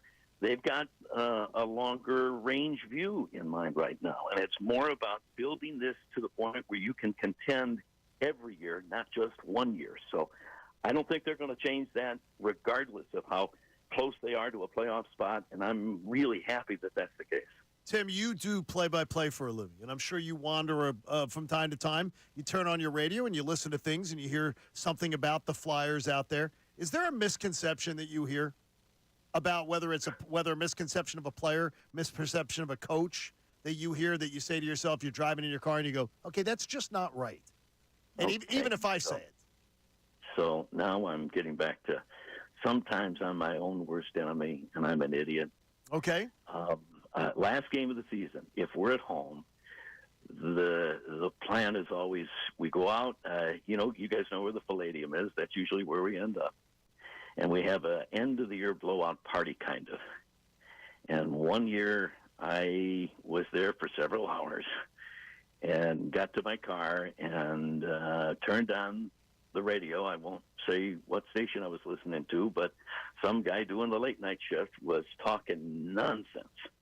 And I thought in the state that I was in that it was a good idea for me to call in and tell him how full of crap he was. Really stupid. Oh, really? Really stupid. Probably good radio, though. Probably good radio. You got all jacked up on all those Cokes that you were drinking. That's what it was. And it was that sugar rush that you had to call WOGL and give them what for. And all they were trying to do was play, the hot hits of the 60s. They're just trying to play, the Haley and the Comets. Note to self: never call in that state of mind. And Pat said you were not in that state of mind right now. No, he checked beforehand. Oh yeah, right. He ran the audio breathalyzer on you. Hey, everybody's got an opinion, and that's the beauty of sports, right? Nobody's opinion is necessarily a bad opinion, except Pat's. Well, he's wrong more often than not. Yeah. But whatever. Yeah, it happens. That's why I didn't get invited to the Palladium. Oh, my gosh. Hey, Tim, we're so looking forward to it tomorrow night. We're going to hear the game right here on 97.5 The Fanatic, and it's starting to feel a little real. It's starting to feel a little bit real. These guys have been on me all year. Don't look at the standings. Don't look at the standings. It's not about this year. I have been looking at the standings since October and November. I've been, totally dreaming about it potentially happening. I'm excited to potentially see it happen. I'll admit I didn't expect us to be where we are right now. You're right. We're excited about this because it's not going to change the long-term plan. I think that's the right approach. But this could be really fun this spring. Yeah, you haven't gotten a chance to watch good hockey in quite some time, Timmy. Let's be real here. So this must be exciting for you. Yeah, it's a lot more fun doing this job when they're winning. Yes. Hey, Tim, thanks so much for your time. We appreciate it. Okay, guys. There you go. Tim Saunders joined us on the Comcast Business Hotline, where every day in business is a big day. Comcast Business gets you ready for what's next. And obviously the affection Tim Saunders has for our own Pat Egan comes right through the radio. Love Timmy. To the point, though, of watching bad hockey, and you do forget that these guys, yes, they're well compensated, but it's a struggle to sit there and make a bad product sound entertaining. And Tim is great at it. And I remember an all-time great clip a couple years ago of, ironically, Flyers-Devils game of Timmy and Coatsy just cracking each other up in the middle of the game. And Coatsy just goes, by the way, you didn't miss anything. And to go from that, right, to go from that moment where the most entertaining thing was their banter, not the game itself, but their banter, to what you have now on the air is a marked improvement. And the idea, too, I love hearing a guy, because and you know it for a fact, and you talk to these guys offline, when you talk to broadcasters of teams that travel with teams that are always out there, when they tell you he sounds so excited for the future. He knows, because he hears things.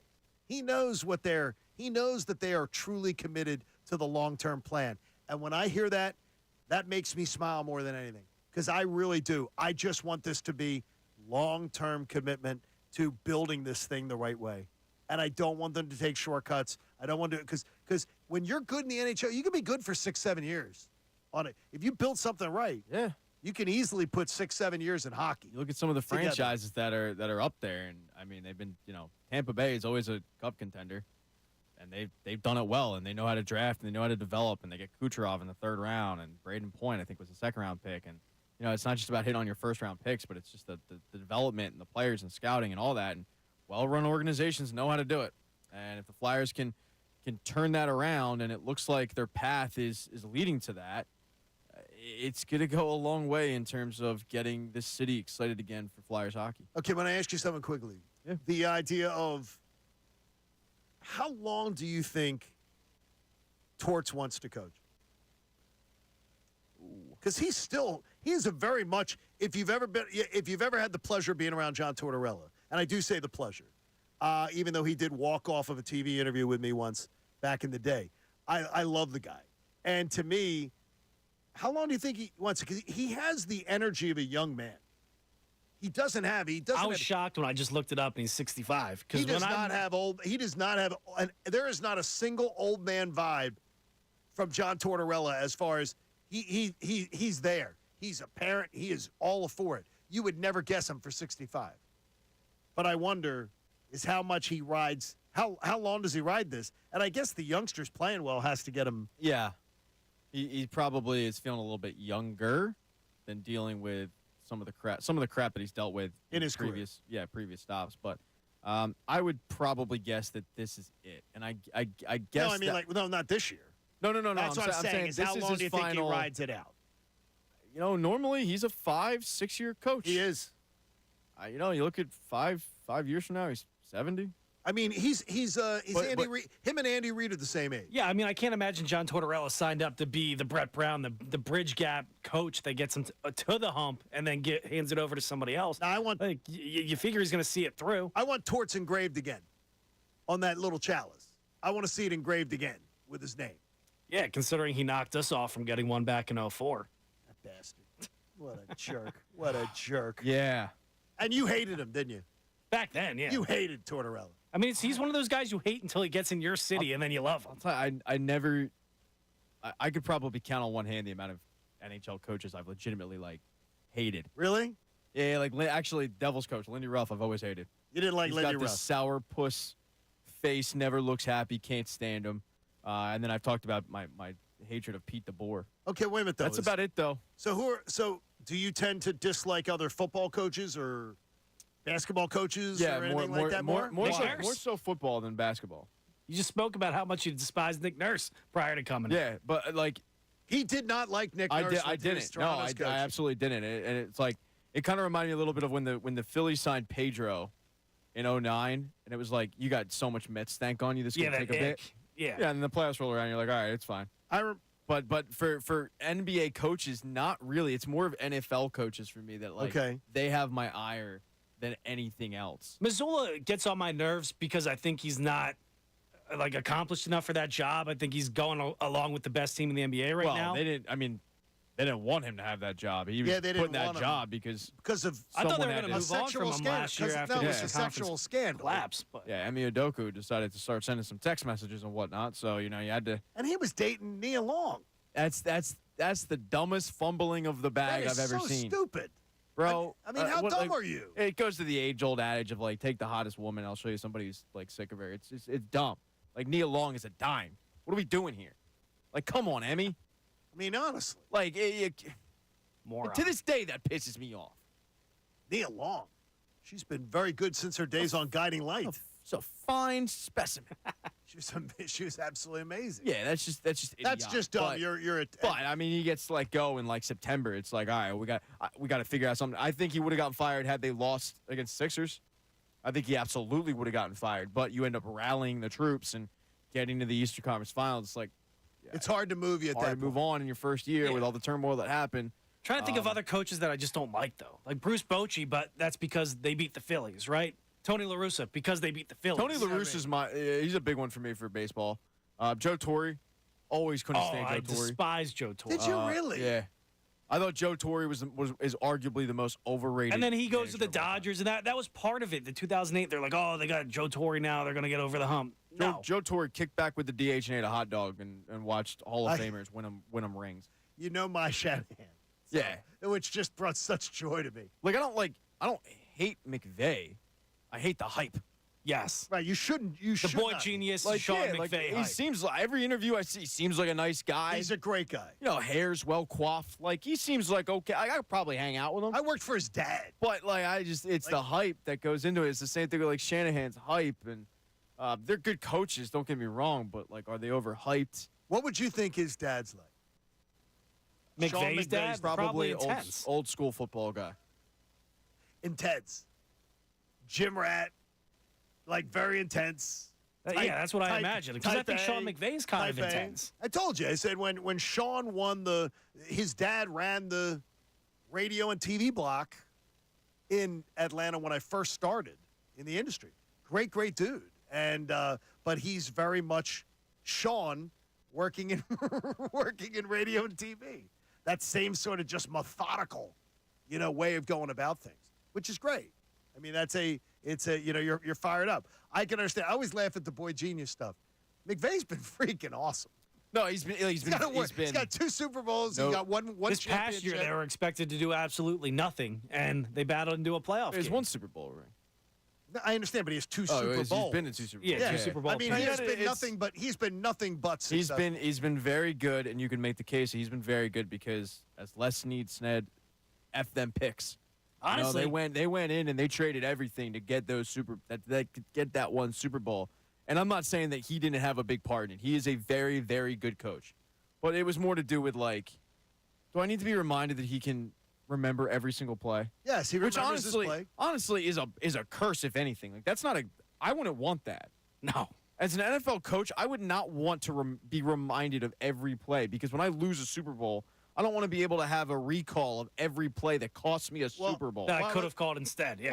Well, I would tell you where it comes from too is that Liv went to his high school, and same high school, and he won the last state title before they did it during Liv's tenure there, and there's a portrait there's a picture of Sean McVay running into the end zone because on a 4th down. He audibled on a 4th down play, 4th and goal, went against his head coach's call. Attaboy. And called his own number. Listen, when it works, it works. When it doesn't, you're Jalen Hurts and A.J. Brown getting scrutinized for months. They called a timeout, and he went against Alan Chadwick, who played for the Bears. Our coach is legendary, and he's still coaching. He could still beat your backside in his 70s. Just looks like he could just knock you out. And Sean, they call timeout, 4th and goal. 4.5 minutes to go in the state title game, and they're trailing. And they will not kick a field goal. Coach will not kick a field goal within the 25-yard line. It's 4th down, 4-down territory. That's the Marist way. And he calls timeout, calls a play. Sean got to the line, didn't like what he saw and audibled out of it. Love it. And called his own number on a naked bootleg and went in running the football over his head. Yeah, they had Brian Johnson calling plays at Marist. He beat out Calvin Johnson for Player of the Year. Yes, he was Player of the Year in Georgia. He could play. He was legendary for doing it. The fact you beat out Calvin Johnson for Player of the Year. Well, the thing is, Calvin played on crappy team. Sean played for Marist, so he had the bigger brand. Exactly. But I mean, it's when you look at guys like that, is it their face? Is it the way they carry themselves? Or is it what they do to your team? Funny enough, the NFL coach that's hated the most is probably our own because of the way he carries himself. Yeah, probably. I can understand why opposing fan bases cannot stand Nick Sirianni. I mean, right now, I don't like Nick Sirianni, so I'm with him. Including Philadelphia hates him. I'll tell you this. In the press box, divisional playoff last year, 2022. 2023 January. The Giant game on the Saturday night. Oh, this chaps your ass. And he's doing the. I love this. Chaps your ass. I love it because you hate it. I can tell you, I absolutely hate it so much. As I said, it's going to come back, and bite your ass. But it didn't, though. No, but it Not did. that year. How did it? A year later? You can't say that bit your ass No, a what year I'm saying later. is, no, I didn't. At the time, what I just didn't like about it is nobody does this. Yeah, I love it for that Nobody reason, see, though. I hate Nobody that. used to do the forward pass, John. And then you know No. what? Somebody said, How- this is dumb. I We're would just say this. running. We I have would the say ability to this. throw it. Don't be sitting there peacocking on the sidelines like you made a See, great what goes call back to the and you're Super doing that, Bowl? because you I'll tell have you done what. nothing I'll yet tell in you the what. NFL. It does. You would have had a problem with it had he had won a Super Bowl. You would have had a problem with it because the way he carries himself is unconventional. But in that game, you were beating their ass so bad. I mean, I would have been taking my shirt off and looking like Jason Kelsey. I didn't see It him was, doing part, it. it was I part didn't of the see him- character of that team. Yeah, I didn't Yeah, it see him was. doing it this year when the Well, no. Giants, who were playing for nothing, I'm with you. and they are punking you. I didn't see any yeah. Well, you're Because not, they were 4-12. you're losing. You're not going to do it when you're losing. Exactly. You don't. Then it's all the reason more why you don't have to do it when you're winning. Oh no, you know, talk your bleep when you're winning. Let Who them know. does? Let them Who know does? what's up, Have Brian fun. Dable. Who in the NFL does? It doesn't matter. I don't care who it does. Yeah, I mean, If you're beating someone's ass by 30, Okay, you really you can seriously let him know. You think Nick Sirianni is so special that every guy who's ever coached in the NFL that they don't do that crap? Special? No, I don't care about special. But if you're beating by 30, I don't mind you peacocking a little a bit. divisional round playoff game against a division team that a lot of people pick to come into Philadelphia and beat, Shock and then you them, go yep. out there and you dominate them from the opening snap. Yeah, just like Yeah. the Giants dominated them this year when they were playing for nothing. And that's why he didn't do it. If he did it, that's the thing. no, but It I'm would have saying is annoyed it me gives had you- he done it this year. it Had he gives- done it this year, Yeah, it would but have it- pissed me off because I would have been like, "What are you doing? Getting pumped up this year? You're barely Yeah. beating Tyrod But you Taylor." Last year don't was think that- anybody can you come in here don't and get think it. that gives the extra fire? The Giants should have mailed in the last game of the year. The Giants should Last year, it doesn't matter if you gave them the extra motivation because they were the best team in the NFL for the longest period. Until You the- should have boat raced the Giants in Week 17. But think about who is quarterback for the Giants. Tyrod Taylor, a guy that is playing for a contract. Tommy DeVito, a guy that's playing for an NFL career. So, like, a lot of the players, yeah, mail it in. Look, I mean, the Eagles got blown. Like, it wasn't a good game and all that. But I don't think there They was weren't any. even in it. I don't think there was any talk of look what the coach did. No, but you don't think there was any motivation in the Giants locker room to go, Not really. let's stick it so far Week up Sirianni? 17 for the Yes. Giants, you think they want to 'cause stick it to I- Sirianni? Yes, That's I they won 5 absolutely games. do. think that's They won 5 ridiculous. games. I absolutely I do. think it's ridiculous that You stuck it to me so good that we came out the next year and won 5 they games. love And we're- and anytime they could stick it to Sirianni, they're going to love to do They that. don't give a rat's ass about it. They found out about that Sirianni thing after the game that they got their ass beat by 35. They have bigger issues than Nick Sirianni. They don't care about Nick Sirianni. What he's doing. I could not disagree. They want to with you win more. because it's a divisional game, and they want to win because they don't want to get fired. Most teams, when they go into the last divisional game, even at the end of the year, they literally mail it in. They mail in the game. Yeah, but It's a like year they later, you got think they're one trying to foot- get some I revenge think on the they can't Eagles and Nick stand Sirianni? Nick- I think they can't stand Nick Sirianni. I Nick think Sirianni would be, I'm telling you right now, absolutely, if you voted amongst players in the NFL, if he wasn't the most hated NFL coach, he'd be one of them. I don't. He'd be right up Until there. you play for him, and then all the players like I him. don't know. That could apparently. be. Well, wait a minute. I don't know about that. Kelsey, Cox, and Brandon Graham. All the veterans. Yeah, exactly. You heard A.J. Brown say good guy, and You didn't say so everything much like about that. Brian Johnson, though. So Yeah, I mean, but I'm saying is, I keep hearing this about all the players love him. He was under fire. I do think there's a and there disconnect was around- between the there vets was and the young around- guys. There was around 4 guys in that locker room that found their voice to support Nick Sirianni, and Jalen Hurts was not one of them. The most important guy in the locker room. He was asked once, he passed, and then they came back to him, cornered him, to get him to say it again, and he still wouldn't. Yeah, give but we him. pick and choose what we're going to take in from Jalen Hurts because most of the time it's a bunch of garbage. But when you want to hear Wait a minute, something, you wait a hear minute, something. Wait a minute. He does not. You're talking about something like that. Get up, hey, be gone, your get 'em. coach is under fire. Your coach is people are saying your coach should be fired. Hey, Jalen, you're the quarterback. Throw him a lifeline. Say something nice about him. Say something that you like about him, and he passes twice. Do I ever expect Jalen Hurts to say anything of substance? I do Never. No, I do expect him to say. Come on now. He's being asked to say something nice about Nick Sirianni. The guy's under fire. People are saying your coach should be fired. And then you can make the case that by saying I wasn't aware that this wasn't even a conversation, was ridiculous. is saying something that Yeah, but that was the first time.